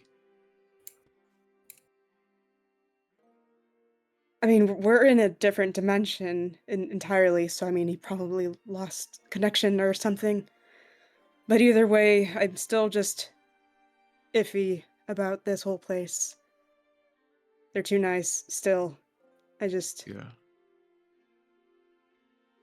I know what you mean. Um, I'm sorry to throw my own problems on you while you're still recovering. I'm freaking out a little bit. Well, we can find the fastest way to get to that town. What do we do when we get there? Do we just warn them? Do we try to egg the Sandman on to get him to come out so we can fight him? Yes, I have no idea if the Sandman can even die. Apparently, he gained immortality according to this book, and but it mentions a dead mummy, so I guess mummies can be killed. Did the book go into any details on that, DM? I did not. I don't have the foggiest how I might. I mean, You said he took over a body? A mummified body? Or was it his own? no, he found the tomb of a dead mummy that was guarded by a royal family. So maybe they would know actually. He found the tomb of a dead mummy that was guarded by a royal family, and inside there were tablets that described the method of becoming a mummy. An immortal sort of spellcaster is what it seems like. Why didn't this royal family just get rid of those tablets? What are they protecting?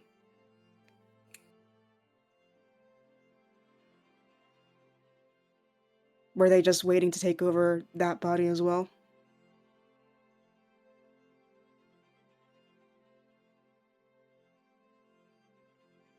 Can we trust this family? Oops, sorry, my mic broke. You're good. I'm now. Um, I I don't know, Cass. This whole book is from the perspective of Shitsmagooble, so I don't know.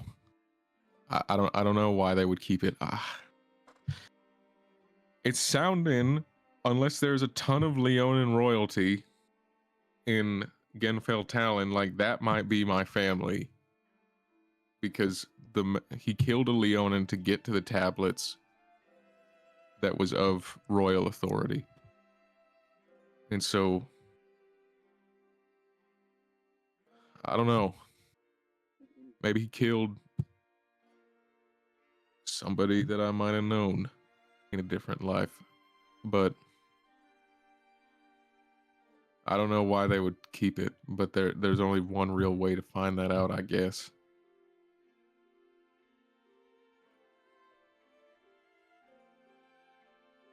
Yeah.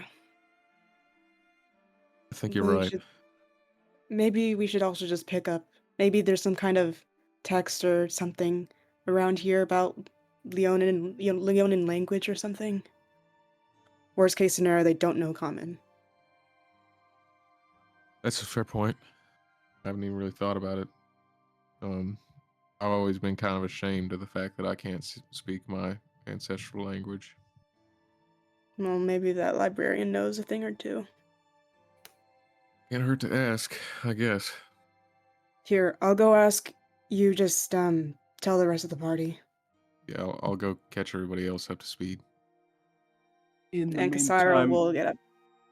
okay. We're going to go back to Andre really Oh quick. yes, Andre. Yes. Yippee! So the last thing that you can do is a spell. And it gives the components for the spell. It's closer to a ritual, but it from what it says, it is pretty much a last resort sort of thing, where if you cannot find another creature who's willing to basically turn it off for you, in total what you need is ambrosia, an ice bloom flower, an angel feather, dragon fire, demon's blood, and moonflower You send me liquid. this list. I will afterwards. That's a whole grocery Um, list. I'm gonna go shopping. I was We- writing. We've We got have like three of those. We've got items, like yeah. three of those. Well, Yeah, actually, almost there, technically almost two, there. but we know how to make one of them. We can go get my mama. We can go get my mama to bleed for us. Real. And when all of those are combined under the lights of a half crescent moon, you can then put in whatever the devil gave you for the contract, making it fully null and void, in which both whatever object you would have gotten goes away, and whatever the devil would have gotten goes away. I'm sorry, a what crescent moon? Half crescent moon. Did I say that wrong? The moon, but half. I'm assuming half of the moon. Do you mean first Half of a half. quarter, or do you mean an eighth? Waxing crescent moon. We should just say full moon. No, because I Okay. gotta be Half. extra. I have to be No. extra. Okay. Cool. Cool. I Okay. respect it. I thought you were gonna say blood moon for a second. So the Real, moon me has to be too. getting bigger, but during Yes. what periods between the first quarter and the new moon? We're gonna go with the day after new moon. Okay. Yeah, and I'll send you that list, and yeah, it will also significantly hurt you and the devil. Oh. That's great, isn't it? We're Fuck gonna you, go- Dad! I'm breaking both our legs. Also, the spell is called the FU spell. Nice. If I'm Big. going down, you going down with. Real. Exactly. So I assume Rook has brought us all together.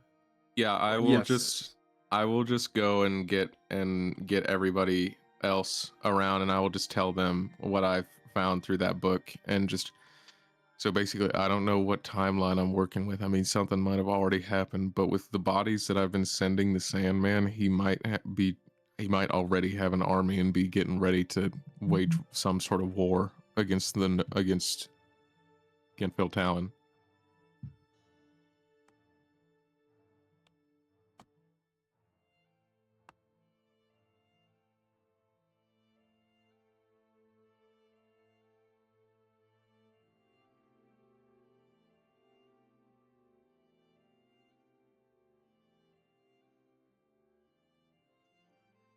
Or is somebody else gonna talk?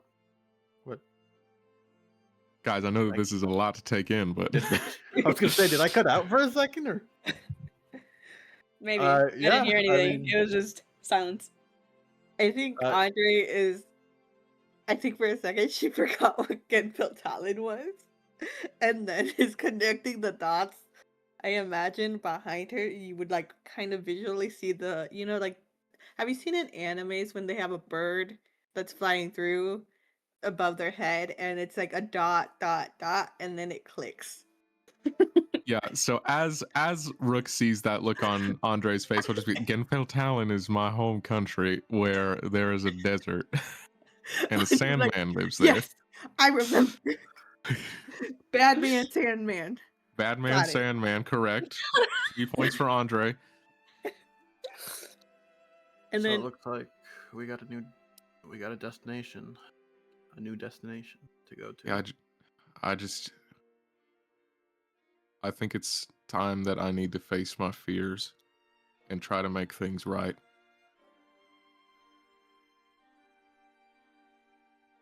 Like you were there Andre for nods. us, we'll be there for you. I appreciate it. Andre nods with that and pats him on the side on his shoulder. And he's like, I already told you I'll follow you wherever you go. I know. And I really appreciate y'all for that. I think it feels a little bad that I'm gonna be giving the numbers what they want before I send them to hell, but that don't really matter too much.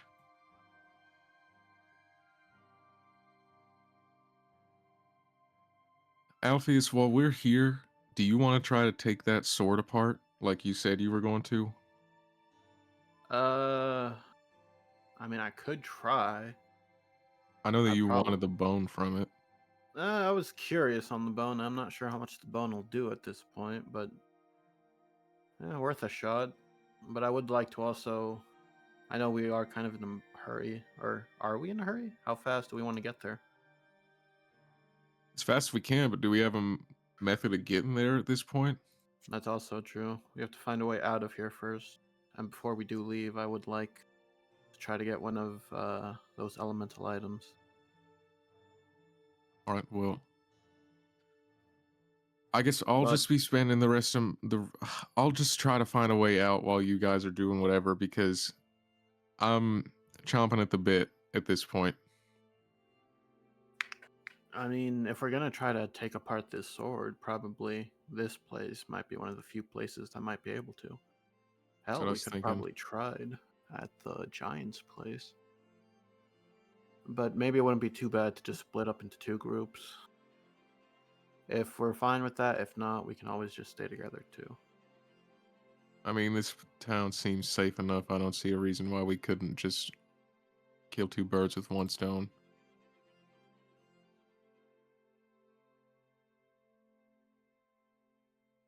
So do we want to split up in two, or do we want to just do stuff in groups? DM, quick question. Yes. So with the payment, right? Is that one of Mhm. the items needed? But Or for the ritual? You didn't send me the list. It's in lore. Oh, Yeah. okay. Okay, but it wasn't the ambrosia. I wasn't sure if that was the thing you were talking about that they use for currency. No, it was the currency for the elemental plane. Mm-hmm. Or That's was that something? firewood. Okay. Maybe I could barter with one of the guys to see what he's willing to take. Maybe there's an ice elemental that has a ice blooming flower.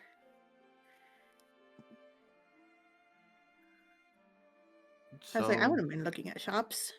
what do we want to do from here? Do we want to split up into groups? Do we all just want to stick together? I think right now is probably the best time to decide to be more effective. I think we should just divide and conquer. I mean, do you need help trying to get this sword split apart? I don't know. It's hard to tell. I need to find a place around here. What do we want to split up? Just I go on my own. You guys do the rest of your stuff, or Sounds kind of like what might work the best. I mean, we can just sort of be looking around for a way to get back to the material plane. all right. Ideally, somewhere in the southeastern part of the continent, because Genfell Talon is about as far from Raftfall as it is from Everstone, and it took us several months to make that journey. If we're able to keep an eye out for those white circles, I think maybe that might help us, or maybe it could be a way to try to get there.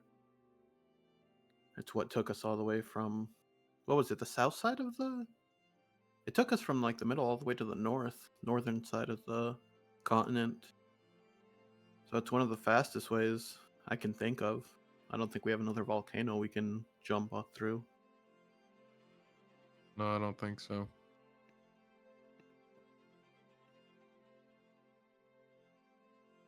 Well, all right then. I'm gonna go try and see if I can find some sort of smithy or something. Might visit a magic shop on the way. If you're visiting a magic shop, I'd like to come. All right. So looks like it's gonna be me and Andre and All of you guys. I mean, if we could also find out a way to get out of this plane, that would be good too. We can meet up. Is there a day-night cycle here? That's a good question. No. No? No. Oh. Maybe we meet up in like a couple hours back at the Jin's home. Sure, that works. All right, and then we all just see what we find. All right then. Okay. Well, I'll see you in a few hours. Who wants to go first? And please tell me precisely what you were doing. I'm going to assume we're just gonna split up into Alpheus or Rook's group. Rook, you want to go first? Yeah, that's fine. All right. Does Kasira come back with the Leonin book at any given point? They were unable to find a Leonin book. Okay. Then, me, Kasira, and Aquin, Rook will just look to both of them and be like, so do you want to just like look in the library for a way back to the material plane, or search around the city, or what do y'all think? I mean, when I first heard about the center of the city of Compass, I figured that wheel had something to do with connections, but we also heard that throughout the plains there have been summoning circles spotted, so there are multiple ways out of here, it seems. Well, you're a lot smarter than I am, Aquin, so, I mean, what are you thinking we should pursue first? You credit me too much. I was wrong about pretty much everything prior to this, and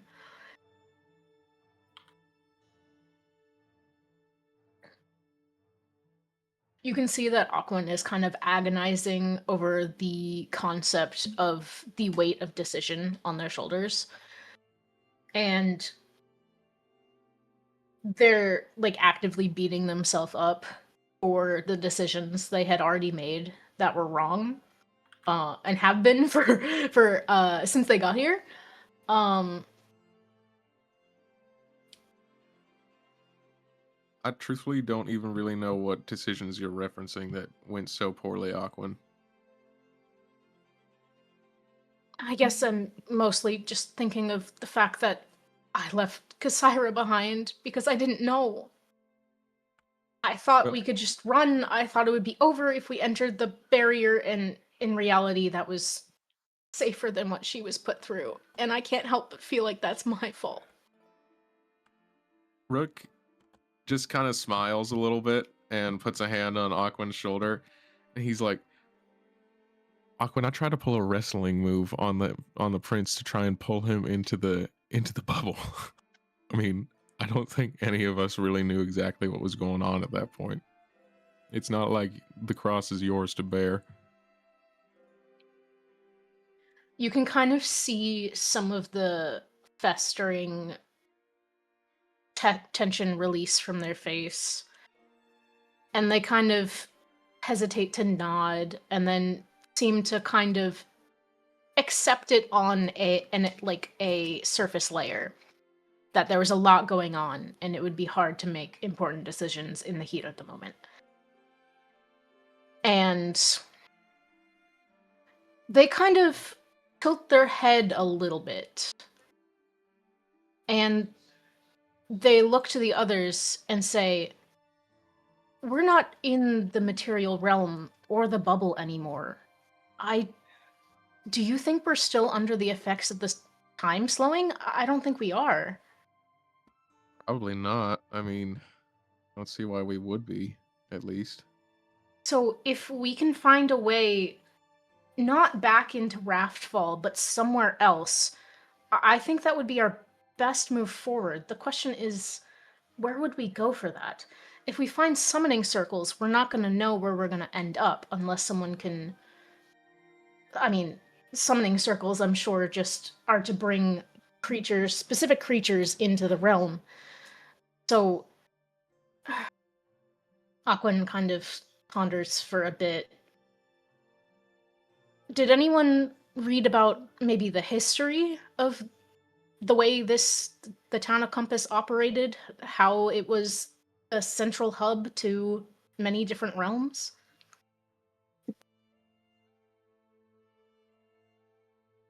And Not nothing Cass really. did. No.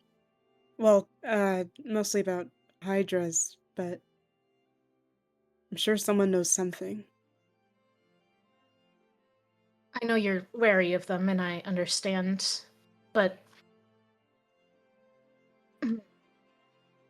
I'm wondering if the genie folk, they did mention this being a central hub, essentially. I'm wondering if when they get back, we can ask them some questions. Yeah. We can still scope out the center of this whole thing, regardless. And, Aquin, what happened wasn't on you. You shouldn't be blaming yourself over what he did. It just seemed so preventable, and I made that decision, Aquin. I could have just rejected your own idea. I was also kind of in just fight or flight mode. I didn't know what to do, and I thought maybe I could buy you all some time if I were to run.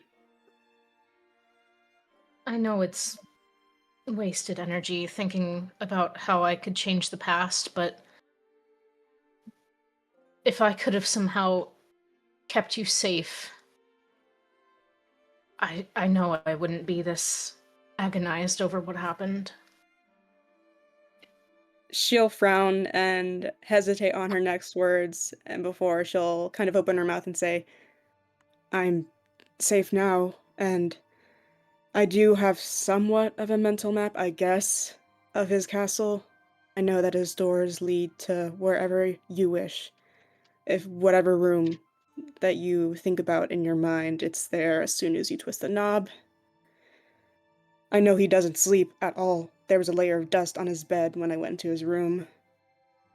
I know he keeps corpses as prizes, people that he's killed.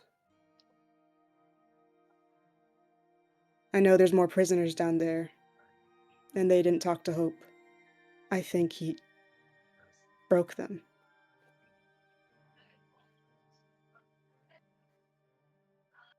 We'll set things right, right? Yeah. You're strong, Kasaira. I don't think I could survive through that.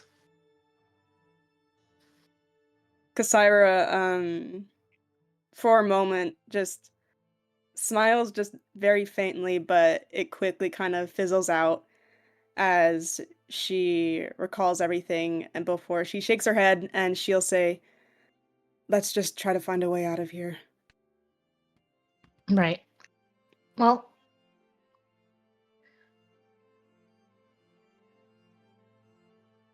I'd really like to say thanks to those two, that nice couple, before we leave, and I do think they would know a lot about our plight. Yeah. Sure. And I mean,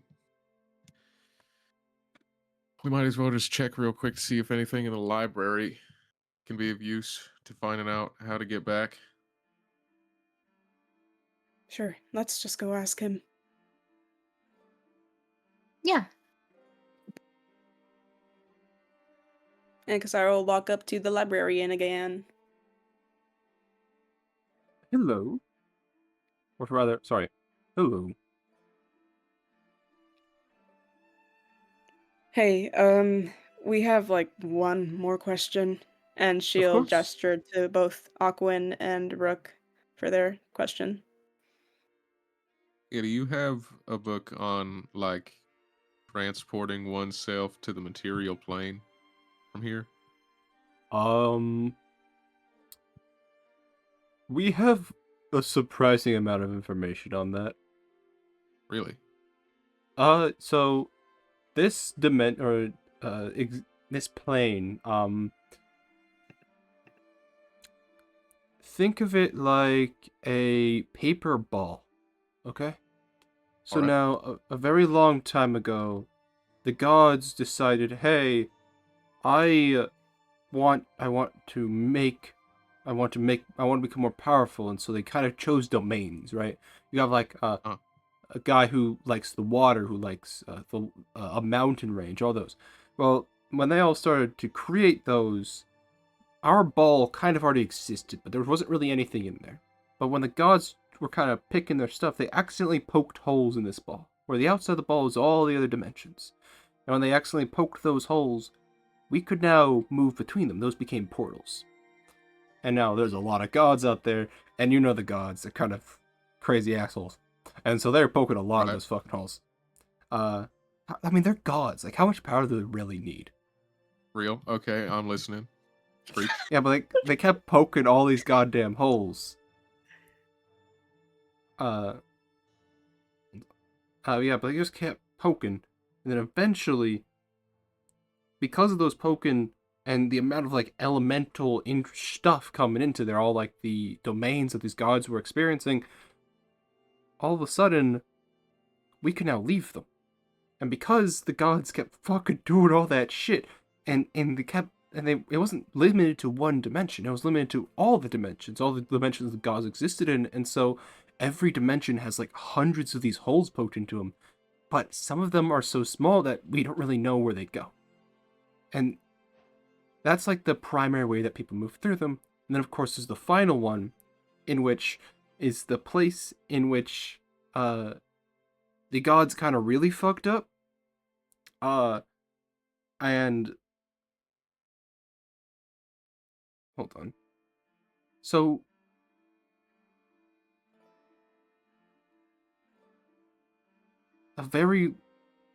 actually, yeah, you probably don't even need to know about that. I'm sorry. Yeah, there's a big rip in there, right in the center of the town. It's pretty much the foundation of all of those rips and tears, and that entire rip was eventually crafted into what's called the compass.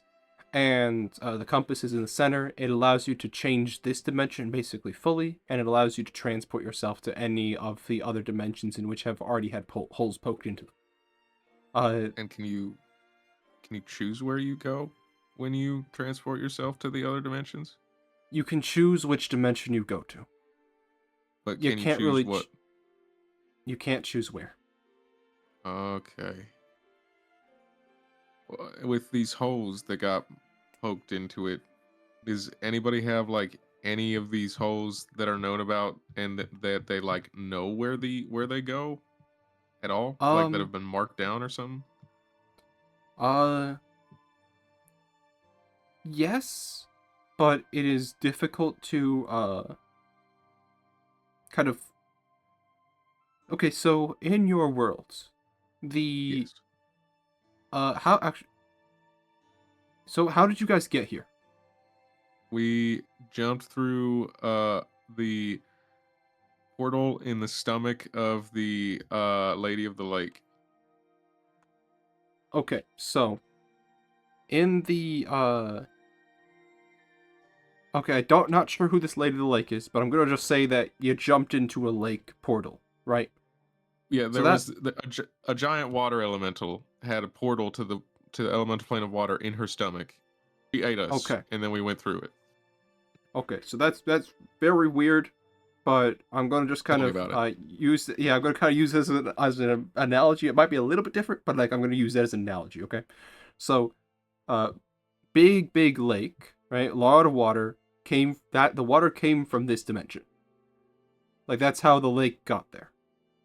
And so you'll actually find that a lot of really major changes in the environment will come from this dimension.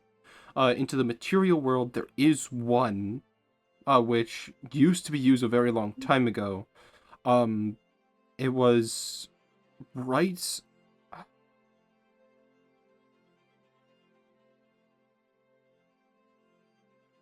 Have you guys ever heard of a?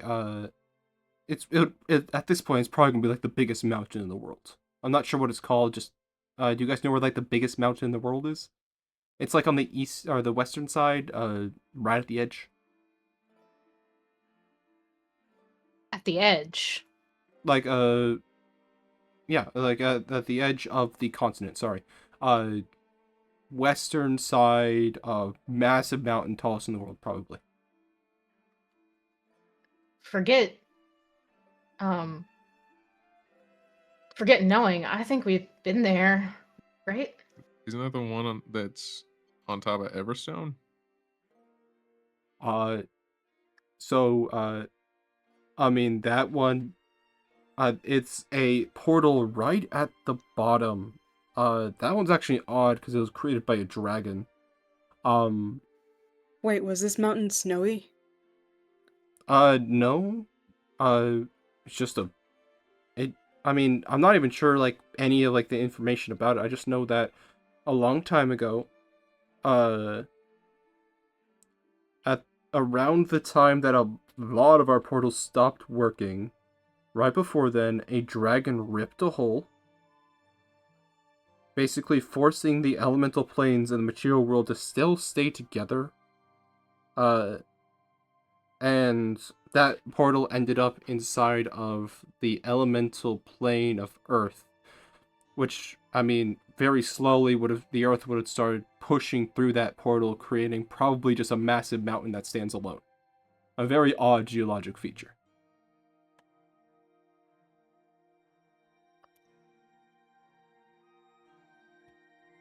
Yeah. No, I think I've heard of it before. So that emerged when the portal shut down? What, sorry? I'm sorry, can you go through like the history of what they said Okay, it one more so time? I'm just gonna go through it all, like all that part, just so it can all connect together and makes more sense as a whole. So long time ago, heroes were fighting against the prince while the dragon was doing a ritual in order to separate all the dimensions. The dragon, for whatever reason, did not want the elemental planes to be separated, though. And so what he did was he forced those two dimensions to fully... He forced those two dimensions to fully stay together. And then, when he completed, and because in order to keep them together, he basically ripped a massive hole into the elemental plane of Earth accidentally, mainly just to keep those two dimensions connected. Then, he fully cast a spell, separating all the dimensions and making it so no one could be a hero anymore. Well, no one could be like really insanely powerful. Okay, so to put it in layman's terms, they were stapled together, Yes. and then what happened? Over time, a mountain grew in the place in which the dragon did it. Okay, so it was like an impact that caused mountain growth, basically. Yes. As Gotcha. the elemental plane of Earth basically fed into the mortal plane, creating a mountain. Check maps, is it that? Yes. I'm pretty sure.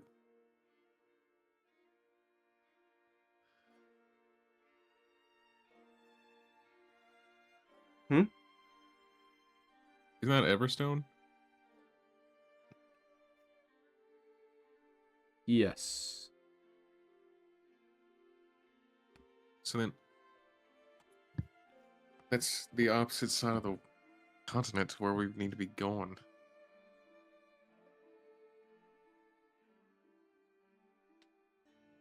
Do you still have a map of all the existing tears that the old gods had made? You did mention that briefly.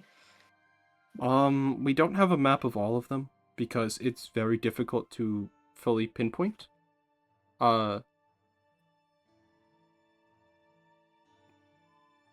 we don't know when the portals appear, or how many there, or how many appear, or how big they appear, and if a very minor god makes a domain of something, then realistically it's not going to be a very major kind of impact. So unfortunately, we're not sure of where all of them are.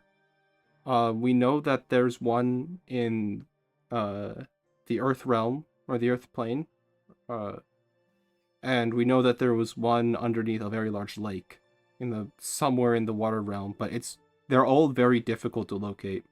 I mean, if you were to go onto the water area right now, could you find where the portal is that took you to here? I think we destroyed the water elemental that was holding the portal, so probably not. Yeah, so I mean they're hard to spot. They're fully invisible. You kind of just gotta accidentally walk through them. Outside of that, I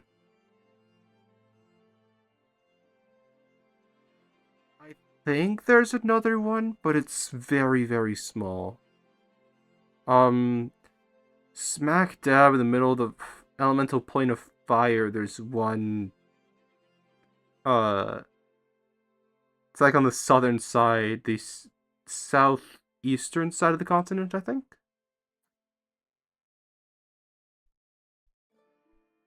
That's where we need to go.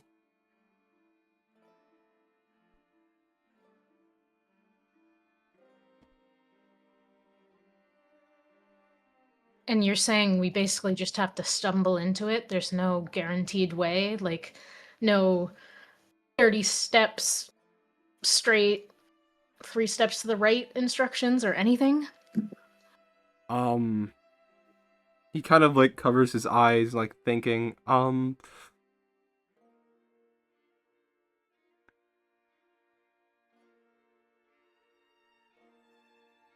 trying to, Because surely, since your currency is found in the fire realm, then you would want to avoid stepping into that accidentally, right? yeah, the issue is these planes are big. It's not as big as the realm where you guys are from. The best way that I could put into perspective is, us as elementals have yet to explore all of it. It kind of just continues going. Doesn't really stop.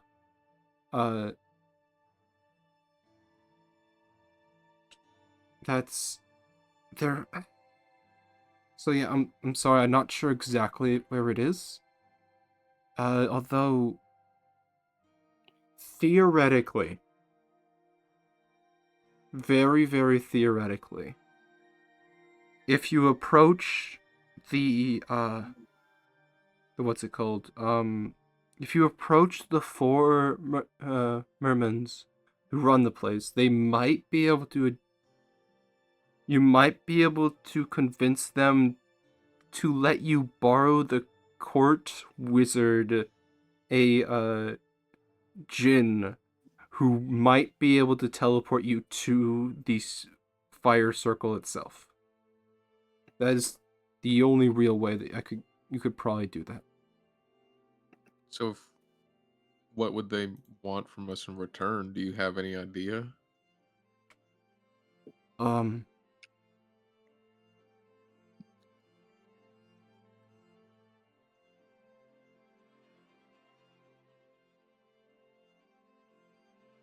I mean, I'm not really sure. You probably have to ask them yourself.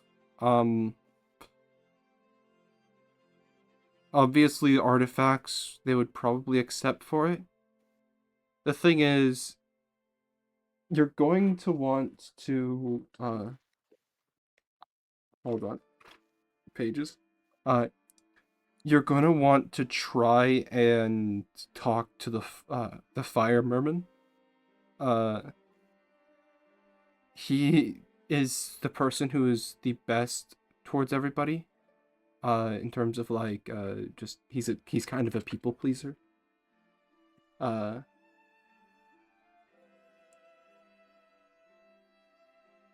if you can somehow convince him, he might be able to do it behind the others' backs. And how would I go about getting an audience with these people? Well, there's 2 ways. One, you can go through the official processes, or you can also just, do some dumb shit and get yourself kind of arrested. I'm real good at that. Now, sir, I please ask that you do not attack me. Why would I I do sort of that? just back it up. I mean, you're kind of just, you're like, I was like, yeah, you could technically get arrested, and you're like, oh yeah, I could definitely do that, and like, I don't know. When people say that, kind of just like assume that I'm about to get pudged. Well, no, you seem so cool. I mean, I ain't never met anybody that hates the gods as much as I do. I mean, I don't like the gods because they're like here's the thing, like we were like, yeah, the gods kind of created us, but like, can you imagine just being kind of like the offshoot of what somebody made? It's like if you're making a cake, right? And then all the flour which you use too much of, so you kind of threw out, that garbage can flour is like us. So like we don't really like them, or I don't really like them very much, but it's like they also did kind of create us. So I mean, they're not like the worst, but they're like pretty bad. I never even really thought about that.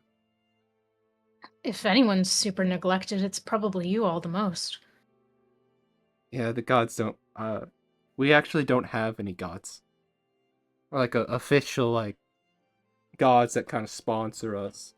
Well, You will actually if it find that makes- there's not a single religious institution here, as we all fully understand about the gods and how they worked with us and how we were created. You all seem really down to earth. The of when the original queen was taken out and the mermans took their place. Now, of course, it's not the same mermans as we have now. They actually instituted nationwide schooling for everybody. wow. I mean, guys, this place seems not so bad. This place is really solid. Yeah. I mean, if it makes you feel better, Mister, or I don't actually know what you would prefer I call you. Oh, you don't need to refer to me as anything. I'm not really sure what Mister means. It's just like a term of respect for the Oh, most okay. part. If it makes you feel any better, the gods aren't exactly doing anything on our plane either. Yeah, I'm sorry, I'm not too familiar with between you and me, I think the gods are kind of like a little bit much. Like, Yeah. I mean, not even yeah, between they you and are. me, between me and everybody. I mean, the gods, they don't do shit. I They think really don't. there's been one time a god has entered this realm, and that was the time when he fucking entered on top of the compass. Yikes. And let me guess, that caused problems for y'all. That's what caused the compass. Yep. Sounds about right. I mean, it's a gaping fucking hole in a dimension. I mean, it does cause problems until somebody made a giant ass magical artifact in order to stop it. Yep. Understood. Rook'll kind of Well- turn to the other two, or other three, because Hope is with us, and just so I guess let's maybe try the official channels first, and if worse comes to worse, I will commit some sort of petty crime that doesn't really hurt anybody to maybe try and get an audience. It would suck to be banished, but that's certainly one way to get out of here. Let's just Do what you gotta do. put some hope in the official channels first. And I mean, even if we don't get an audience with the main four, I'm sure there are always, well, the two genies who know a little bit about stuff, and then also the people who go hunting for, I guess, the firewood, who may have also happened across it. But if it comes down to it, yeah, we'll figure something out. Listen, and if it's crime time, y'all don't gotta involve yourselves with me by any means. Like, I'll take the brunt of it. Well, I as think down we're to in this earth as they together. are, I do think we're in this together. I think we're kind of inseparable at this point. Fair enough. And I don't really care. Yeah, it's whatever. If we break the law, I don't care much. Whoa. That's a big change. Well, we have to do what we have to do to survive, and me personally, I just simply don't care anymore. You all right? I will be. All right. Just out of character for you.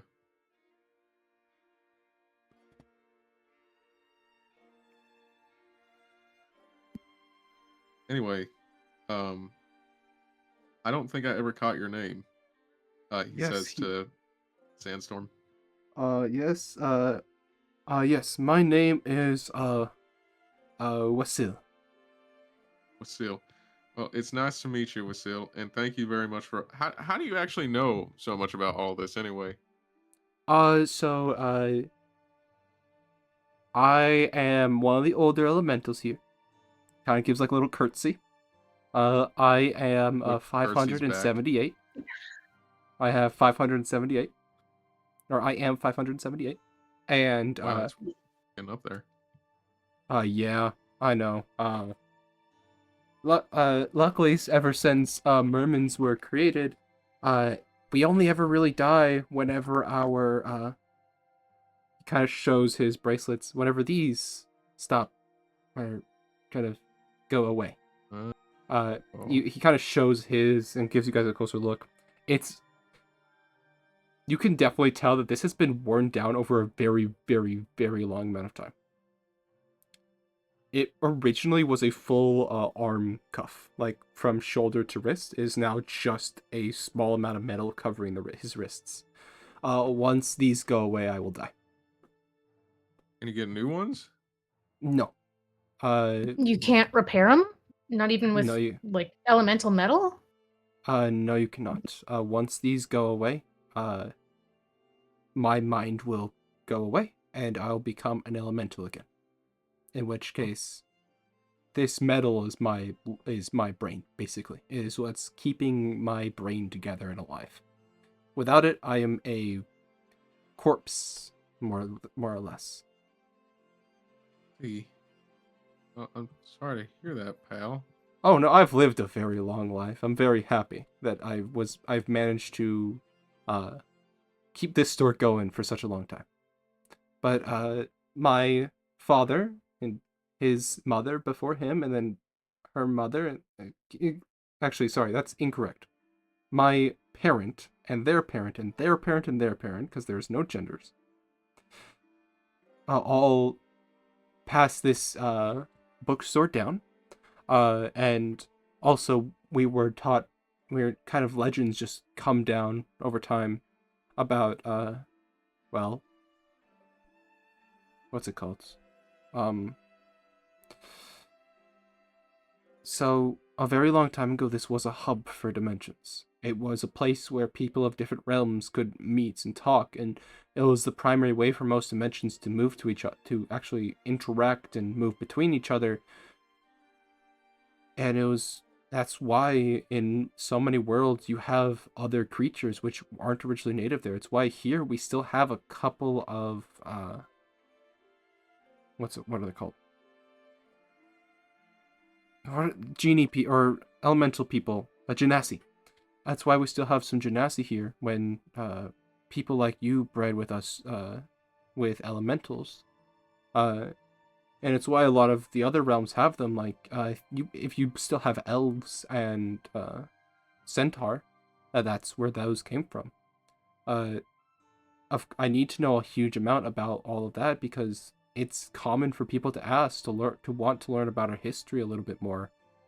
Of like that we were the worldwide not trade hub, but just kind of access hub. It allowed people to find places where they could actually use their talents and skills for good and to do stuff.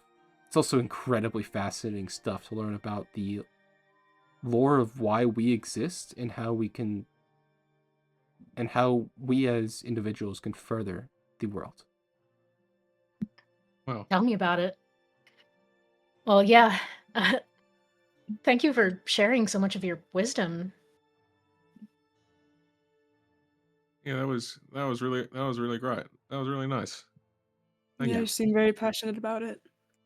Also, if you guys ever want to come back, I will, just so you guys are aware, whenever I think you guys are really interesting people, and so I would like to meet you again. But I do think the next time we will meet, I will no longer have the same brain. He kind of leads you guys to, or he kind of points to a wall where inside of like a glass cabinet, is two arm cuffs and what looks to be some form of choker. That is going to be for me when I die.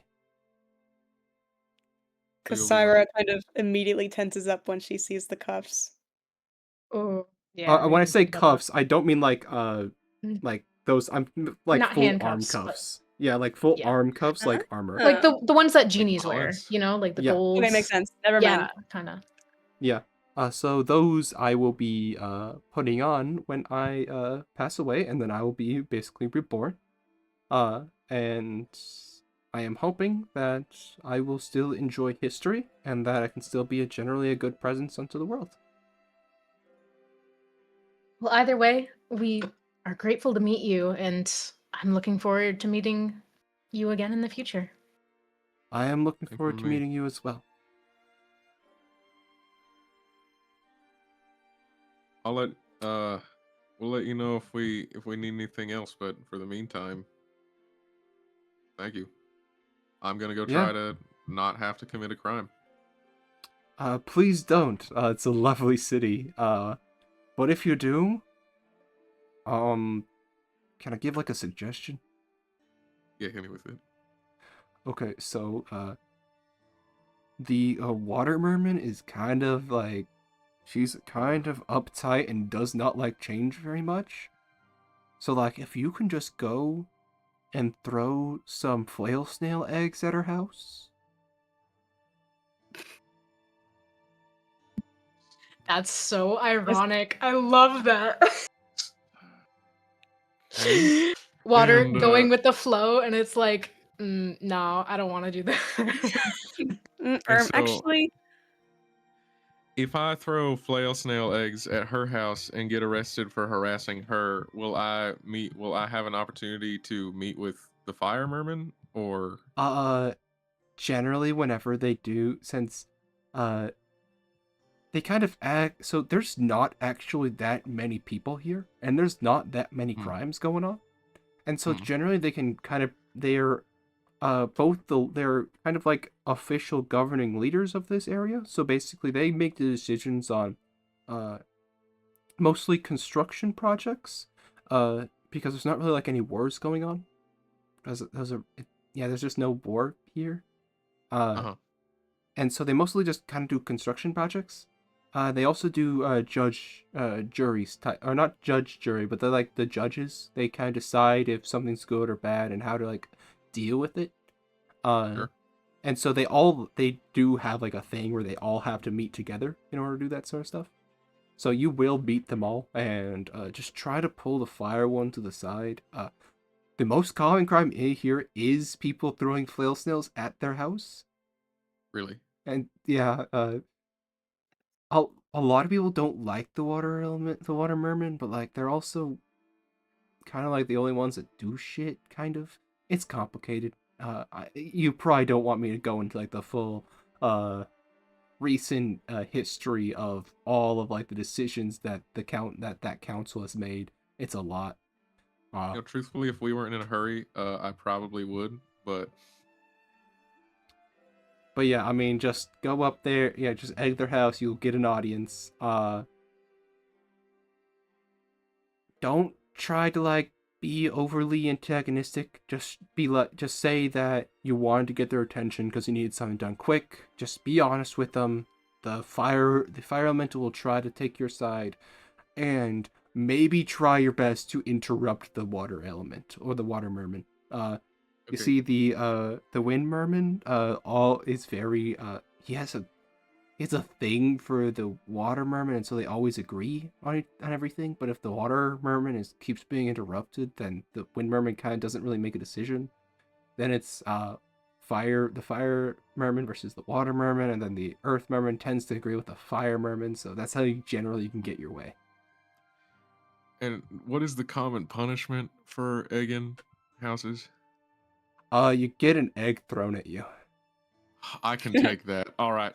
Thank you so much for your help. I'm gonna go try to do this the official way, but if it takes more than a day, I'm committing that crime. Thank you so much for your assistance. It's why a lot of people throw the eggs, because they're okay with getting the egg thrown back at them. That's really nothing. That's so absolutely nothing. And I promise I will not mention that you gave me this idea. I mean, even if you do, it doesn't really matter. I'm not gonna lie, all the other mermaids except for the air merman think it's fucking hilarious. Especially So because if- What, sorry? So if I do this, will I be in the good graces of the other 3 mermen because they think it's funny? Well, not the wind merman, but the Not the earth wind merman. merman and the fire merman are gonna think it's fucking hilarious. Gang, I think it might just be more efficient to go through the egg channel. Yeah. Sure. Additionally, But where would we find eggs? I mean, we'd have to steal them, right? We go find an adult snail. and just it's their eggs. a half a firewood. Just said any snail rancher. Wow, thanks. Oh All right, cool. yeah, there's one more thing I wanted to say. I forgot what it was though. My brain. I'm sorry. Yeah, you guys can head out on your way. I wish you the best of luck out there. I guess this is goodbye. Yeah, well, I mean, Goodbye See you until next next time. time, right? until next time. Yes. Until next time. And then I guess we head out to go find some eggs. Wait, do we have firewood? No, not on you. I don't believe we do. Never- Can we just go find the jinns that are helping us real quick? Like, do we know where they are? You can, however, I'm actually gonna ask we wait till next time, next session. Oh, And because we are gonna be going over to Endre and Alpheus, and then once they're finished, we will be ending. good Just so thing you I guys are took aware. notes on how to do this crime. Mm-hmm. Throw egg. Throw egg, good. I love when we're gonna meet back up and Rook just excitedly says, "Guys, we're gonna throw eggs. We're gonna commit a crime." Oh, I'm sorry. You think that we're meeting up? No, I think that next time Alpheus and Andre see Rook, he will be being arrested. One, You're just doing so you great, guys are sweetie. aware, there is a very common commodity here which is sold in pretty much all magic shops called, what's it called? What's the spell? What's the spell which allows you to clean up a small area? Prestidigitation. It's a prestidigitation cloth. It literally it's like a washcloth, but like 10 times better. And just will Wow, clean it that's up. so useful. Oh my gosh. Mr. Clean. And so it's why it doesn't actually matter a whole lot. It's kind of just like more annoying for if you throw eggs at someone because it's really easy to clean, but you do actually just gotta like wipe the towel over it once and it's just gone. Now, I mean- elementals and genies don't have gender, so it wouldn't be Mr. Clean Eraser. It would just That's be true. Magic Eraser. Say it's either just magic eraser or clean. Clean. See, this is effectively a victimless crime. This is good. This is good. Good soup. Also, Elemental Realm, best place to live, like top 10 vacation destination. Yeah, that's crazy. Truthfully though, Highest happiness gonna be ratio? crazy. Question mark? next session I'm gonna do this crime and then Hendrik's gonna be like, yeah, that sand elemental is working for the mummy. You are getting the death penalty. Right? You know that Wow! the book is 8,000 years old, right? Like, that was when the dimension was closed off. Like, he has not been alive long enough to have known the mummy. Hey man, you know what? I don't He might have expect known it. the mummy. He actually might have known the mummy. But that would have been a very, very, very long time ago. Because it would have been before he was basically reincarnated. Well, you know, fair enough. But I'm just saying, it would be wild. And I So, wouldn't put like- it past you. OC, out of character technical question. Is their parent just their previous self? Or No, is it okay. So there's kind of generally whenever an elemental kind of dies and comes back, they still, it's more of like they're told who their actual parents are, which would be the people who created them, and that is typically either done by the parents themselves or in like some form of note, which is left to the elemental. The parents, generally, it is normally like fire, fire, water, water, earth, earth, air, air. However, whenever two jinn of different species come together, they will actually create an offshoot. And so that's going to be like a dust devil, in which an earth elemental and an air elemental had a child. You can, I actually have a very decent list of a bunch of different people that you guys can actually meet here. Like one of them is a typhoon. Combinations.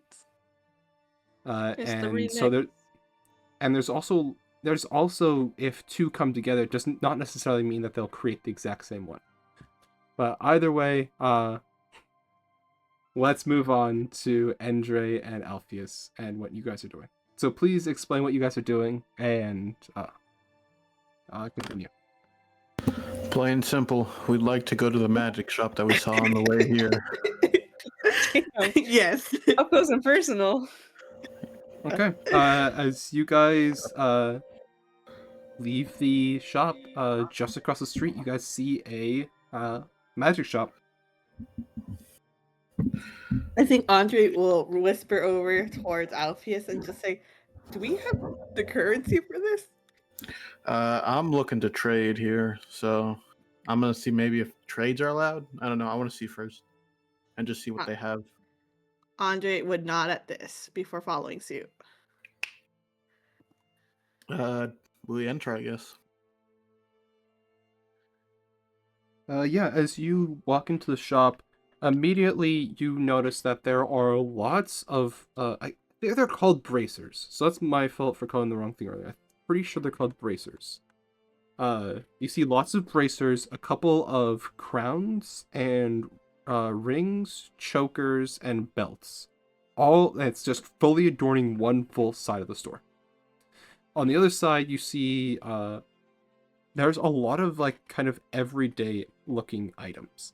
Like you see a lot of pieces of cloth that are stacked up high. You see what else? You see what looks to be some form of like portable Bunsen burner. Like that would be what it looks like in real life, but it's just kind of like that shape of like kind of a glass thing with some form of liquid inside and a wick going into it. There's also a lot of stone books and numerous other things. Can I read what the stone books say? Like the Yeah, titles? as you walk up to the stone books, there is actually nothing written in them. These are for sale as magical stone books in which that you can actually write in them. Upon just using any form of like pencil or pen or feather, you'll actually be able to inscribe anything into the stone pages itself. As you are looking at these books, approaching you is a massive, fully metal elemental, or merman, and he's going to walk up to you and say, "Hello, what can I get for you today?" Hello. We're just looking at your wares. Which item is the item that to be able to turn a elemental into a merman? Yes, right over here. Here's our selection of elemental metal. You can use any of this however you wish. Just of course, it does cost 32 firewood for a set of them. This, of course, as you know, will allow you to turn any elemental into a merman. So, like, when you talk full set, I only want one. I only have one elemental. Are you just selling them in pairs or sets, or would I need the whole? He kind of reaches over and grabs like two bracers. Just like two bracers for arms. A set comes with two bracers, 8 belts, 2 rings, a choker, and 2 wrist bracelets. Or sorry, ankle bracelets. You would need all of this just for one? We sell it. We sell it as one big set. It basically makes it so that way the elemental is able to fully function as a normal member of society. I see. Such as, I mean, Would you it allows you to grab stuff and all that sort of thing. You generally, for earth elementals though, you do only need the belts, and he kind of just shows you his a belt around his waist. Would I need the whole set for a fire elemental, or Uh, would I need a for little a bit more, a little bit less? For a full fire elemental, you are going to need this full set, yes, in order to make it so that way they are fully functional. We view it as kind of now I'm assuming you're from out of town.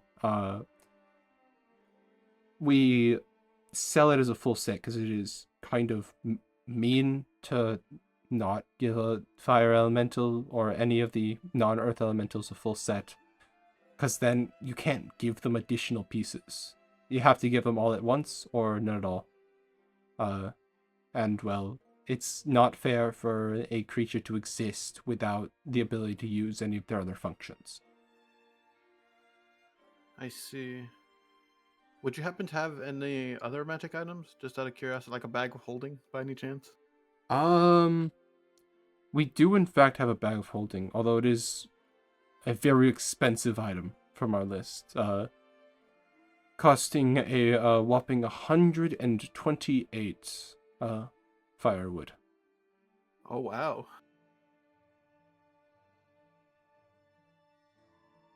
Did you want to look at anything else, Andre? Is there anything in the shop that resembles the things on her list, or no? Let me pull up the lists. I don't think so, but I would rather make sure. They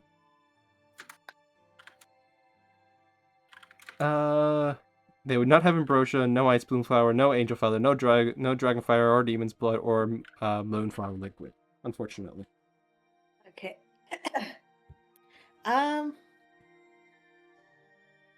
No, I don't think there was anything in this in the store that really piqued Andre's interest. She might scan around for a little bit just to see if there's anything that pops to her. But aside from that, not really. Do you only take firewood, or would you be open to trades, or? I'd be 'Cause if willing I'm- to. I'd be willing to make a trade, but it depends on for what. I'm curious. Would you be at all interested in any mithril? His eyes kind of or his what you can only imagine are like eyebrows, because he does have kind of eyes. They do lift a little bit. Mithril. I don't have a bunch, but I do have. I pull out 6 mithril teeth that I got from the fire snake. I have about 12 of these. Roughly, how much? How much do you think this would be? Fire snake teeth.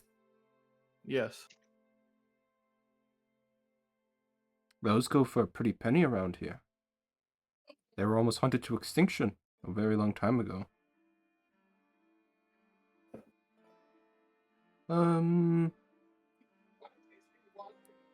I would be willing to give you 32 firewood. Can I insight check to see whether or not he's like lowballing him? Or is that investigation? That would be Which one? insight. I give you a flash of genius too. How much is a flash of deep genius? +5. Okay, hopefully I don't roll low because I don't have that much good of insight. Oof. Oh. wait, do I have a feature I can re-roll? Can I insight check this guy as well? You probably have more knowledge regarding this. That is if the DM allows me. I will allow, yes. Okay.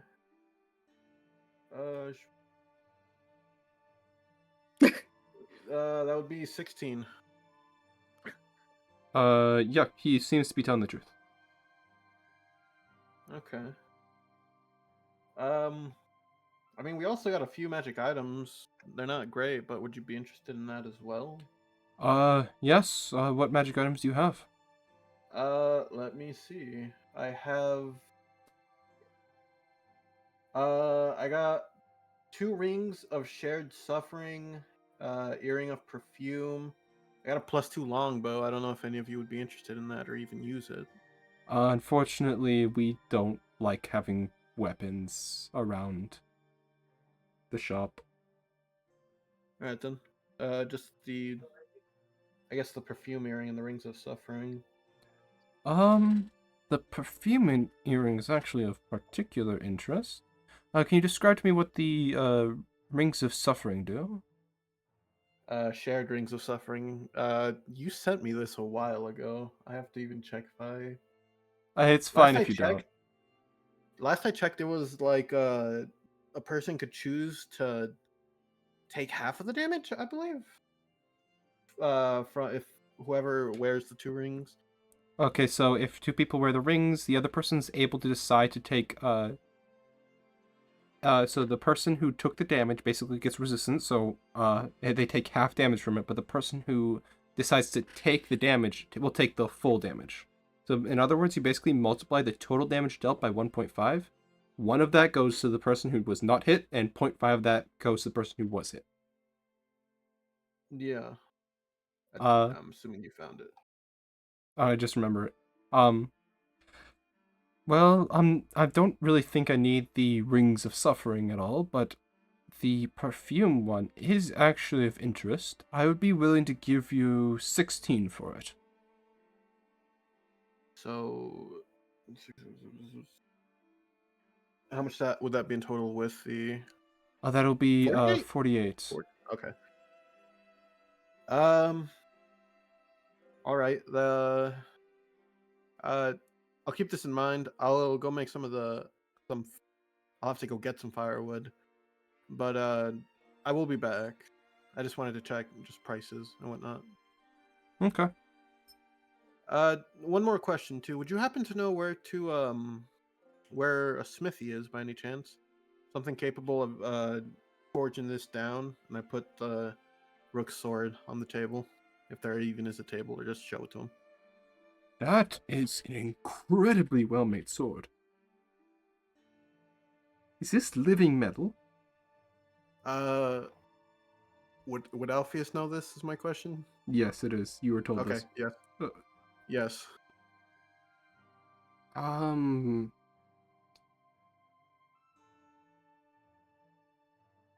May I try and fuse with it? Would you be opposed to that?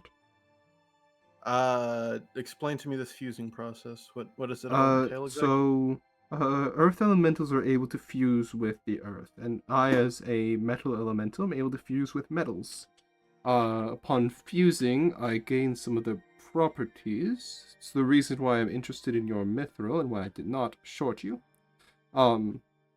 Because it makes me extremely, extremely durable. Living metal, by the way, the entire time he is analyzing, just holding up to the light. Living metal is different because it is the one way an elemental is theoretically able to continue living permanently. Because living metal holds memories, and so therefore an elemental will never stop being a merman. No one's seen living metal for a very, very long time, and there's only ever been one of the earth elemental who's done it. Unfortunately, on second thought, this metal seems to already hold someone. Which means I would be able to, if I were to try to fuse with it, I'd probably be killed. We're just trying to look for some place that might maybe turn it into something different, or if not, just melt it down. I don't think that this metal can be destroyed. This metal is known for withstanding dragonfire. I see. If And it's high. if I'm not mistaken, the sword currently doesn't have an owner. Would it still kill you if the owner is It does currently not matter somewhere? if it has an owner. There's some form of consciousness inside of it. Unless I checked that consciousness was moved elsewhere. But Well, all right, I'll even I'll if take your word for it. even if a consciousness from living metal is moved, this is still its body. You could theoretically hold the consciousness, but the consciousness will return back eventually, once, well, whatever is stopping it is removed. Do you know why, or why living metal is so rare, or why there's only so little? Is it just a rare metal, or just why? No Why is one it knows so? exactly why or how it was made. There is one guess from a very ancient elemental lore. Very, very long time ago, there was an earth elemental who's said to be the size of a mountain. Over time, this elemental slowly fell apart, day by day, attempting to live forever. Slowly, every piece of it slowly chipped away, until all that was left was a sphere. A perfect sphere of crushed metal, so dense not even adamantium could split it. This sphere was about 20 feet in diameter. It was said that on the final day in which the last piece that could be chipped off was chipped off,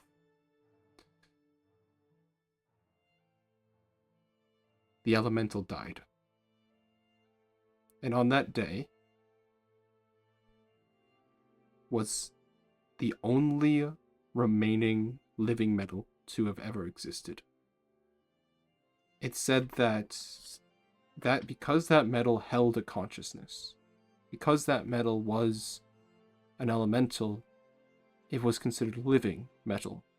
And because of its density and because of the amount of consciousness that was left inside of that tiny, tiny sphere, all of it just became living metal. And so that's all that there is. There cannot be any more, and it cannot be destroyed. So then, the consciousness inside, is this part of the consciousness of that elemental, or is it just It's something that more moved of in?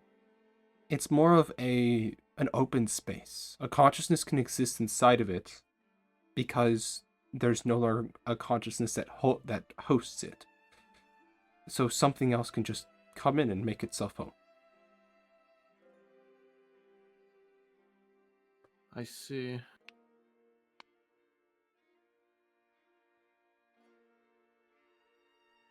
Well, thank you very much for your help then. That answers both questions. I'll come back a little bit later to see if I get any more firewood, because I would like to purchase a thing or two. Okay. But thank you for your help. And I guess walk out. And I look over to Andre. Welp, kind of stuck with this sword for a bit. Andre kind of gives him a nod. It's like, it's. He said there's something bind to it, like another being, or Yes, the consciousness. is that one of your voices in your head? Yep. Makes sense. No offense. All taken. Do you want to go look at anywhere else, or should we go try to meet up with the rest of the group then? I mean, 'Cause I think that we in already terms did of both things that we came, unless we got to find a way to get more firewood.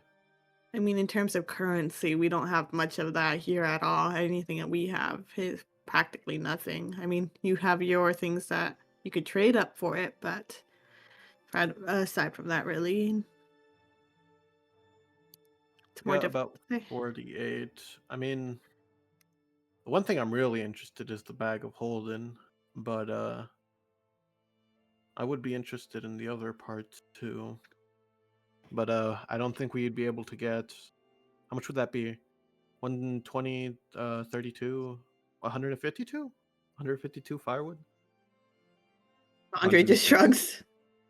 She Hold doesn't on. know math.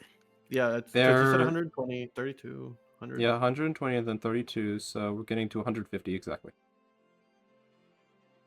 Yeah, 152. No, 150. 32 plus 128. 8 and 2 go together. Oh, to it make was 10. 128? Wouldn't it be 160 then? It'd be 160 then. Yeah, sorry, my bad. My math is No, also no, being it's fucking fine. crazy. Yeah, math is. They I'm count good. in base 4. Okay, okay. So I already have like 48.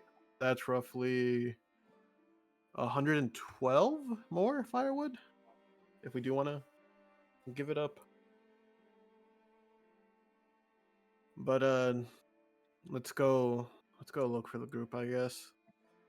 Andre nods, but says, if you somehow don't get the bag of holding, can I have those earrings by chance? Earrings or the rings? Well, it was the perfume earrings, wasn't it? Yeah, I have that one on. I've had it on since I bought it. Okay. Well- But if we'll see, because I do kind of like them, but I would like to try and sell it if at all to get those 2 items. Mhm. But we'll see. Andre nods. Well, it's best we find the rest of the party. Try to get out of this place as soon as possible would be more than ideal. Yeah, I think I should give the sword back to Rook too. I've been carrying it for a while now. Starting to I get mean- heavy on my back. It's probably not the. Is it the wait? Is it the sword that causes the addiction? I don't even know what would happen. I'm gonna be honest. As far as I know, the consciousness is in my mind. The sword is currently empty. I'm not sure what would happen if you start to use it. Maybe it would go back in. It's hard to think tell. It's best not to give that to Rick. It means it. I feel like now he's been recovering since leaving the sword. I don't think it's a good idea of him having that with him again. It might cause him to get into a spell again. I see. As we're walking back, could I ask the elemental in my head? Would you want me to get those items? Because as far as I know, they can separate you from me. I don't know how much you value your freedom, but I assume I wouldn't like it being stuck with somebody else. Right now, from what I've heard, you are basically that metal to me. If you and I get separated, I will die. My brain will be gone. That metal will give me a new brain. A new life. I don't want to see die. them. Okay, that's fair enough. Well, I'd probably look over to Andre, be like, well, we might not need the 32 then, so. We'll see. I'm curious on it as well. Just, if we make enough money, I'll consider buying it. If we don't, then I'll just buy the bag of holding. But, yeah. Do we reach the other party? I assume we go to Yeah. the Jin's house. I don't know where the other guys are. I mean, realistically, we might just run into each other as we exit the thing if they're right next to each other. Yeah, they're pretty close. Okay, fair enough. Yeah, as you guys both begin to exit, you guys see each other across the street. As you guys kind of get to each other, what do you guys want to talk about right before we wrap up this session? I'll look over to Rook and say, sorry, bud. Looks like we can't really melt down this sword. Is what it is, I guess. I had a guy who was interested in it, though. And it looked like he was willing to pay a pretty penny, just it was too dangerous for him to take it. Yeah, I don't know that I want to give that sword the chance to do anything. But it looks like we've got a good way to get down at least close to Genfell Talon. And it's going to involve me, at least me, I guess. I don't know if anybody else wants to join me in it, but at least me committing a minor crime. What's the minor crime? I'm gonna go and I'm going to egg an official's house so that I can get an audience with them. I Do mean, you, technically, just go. Sorry. Andre was like, she's more like, well, technically, we're doing it for the greater good in terms of getting out of this plane so we can defeat the prince. So I don't think it's that bad of an idea Well, to also oblige. it's a really easy crime to fix is what I've been told, and the only punishment that I can incur is getting an egg thrown at my head, which is like fine. And then also 2 of the 4 mermans on the council think it's really really funny when this person's or this merman's house gets egged. So it sounds like it's a net positive thing all around. Does sound like it's common. How do we get these eggs, though? I was figuring that well I was figuring that we might be able to ask if we could maybe borrow or trade something for some firewood from our lovely think- lovely benefactors. I mean, do you think, oh, what were their names? The people who had brought us here. I think it was Unar and Ariel. I mean, they had a snail. Snails lay eggs. Maybe they have some eggs. That's true. Maybe they just have some on hand. Yeah. I would also like to try to get some firewood, just because there is a bag of holding that they do have at one of the magic shops. Oh, really? How much? 128. Oh, that's a lot. 128. Yeah. How much is but that? 128 firewood. I tried to bargain with the guy, and he was interested. He could give me, for the mithril teeth that I have and the earring of perfume, he'd be willing to give me 48 firewood, so that would knock it down to, hold on, 40, doing the math. That would knock it down to 80, so we would only need 80 for it, and plus I whatever see. we need for the eggs. Well, we can't always just steal the eggs. Well, yeah, but I'm not looking to actually hurt anybody. Maybe there's a quick job we can take. That's also That, That, possible. or we can ask first and then figure it out. Yeah, I figure that there's literally no reason not to ask the people that picked us up. This could be very convenient for them. Okay. all right then. So, as you guys start to make your way back over to the house, that is where we're going to end session for today. I hope you guys are enjoying the City of Compass. We'll hopefully be here next week. Bye-bye. Bye. Good night.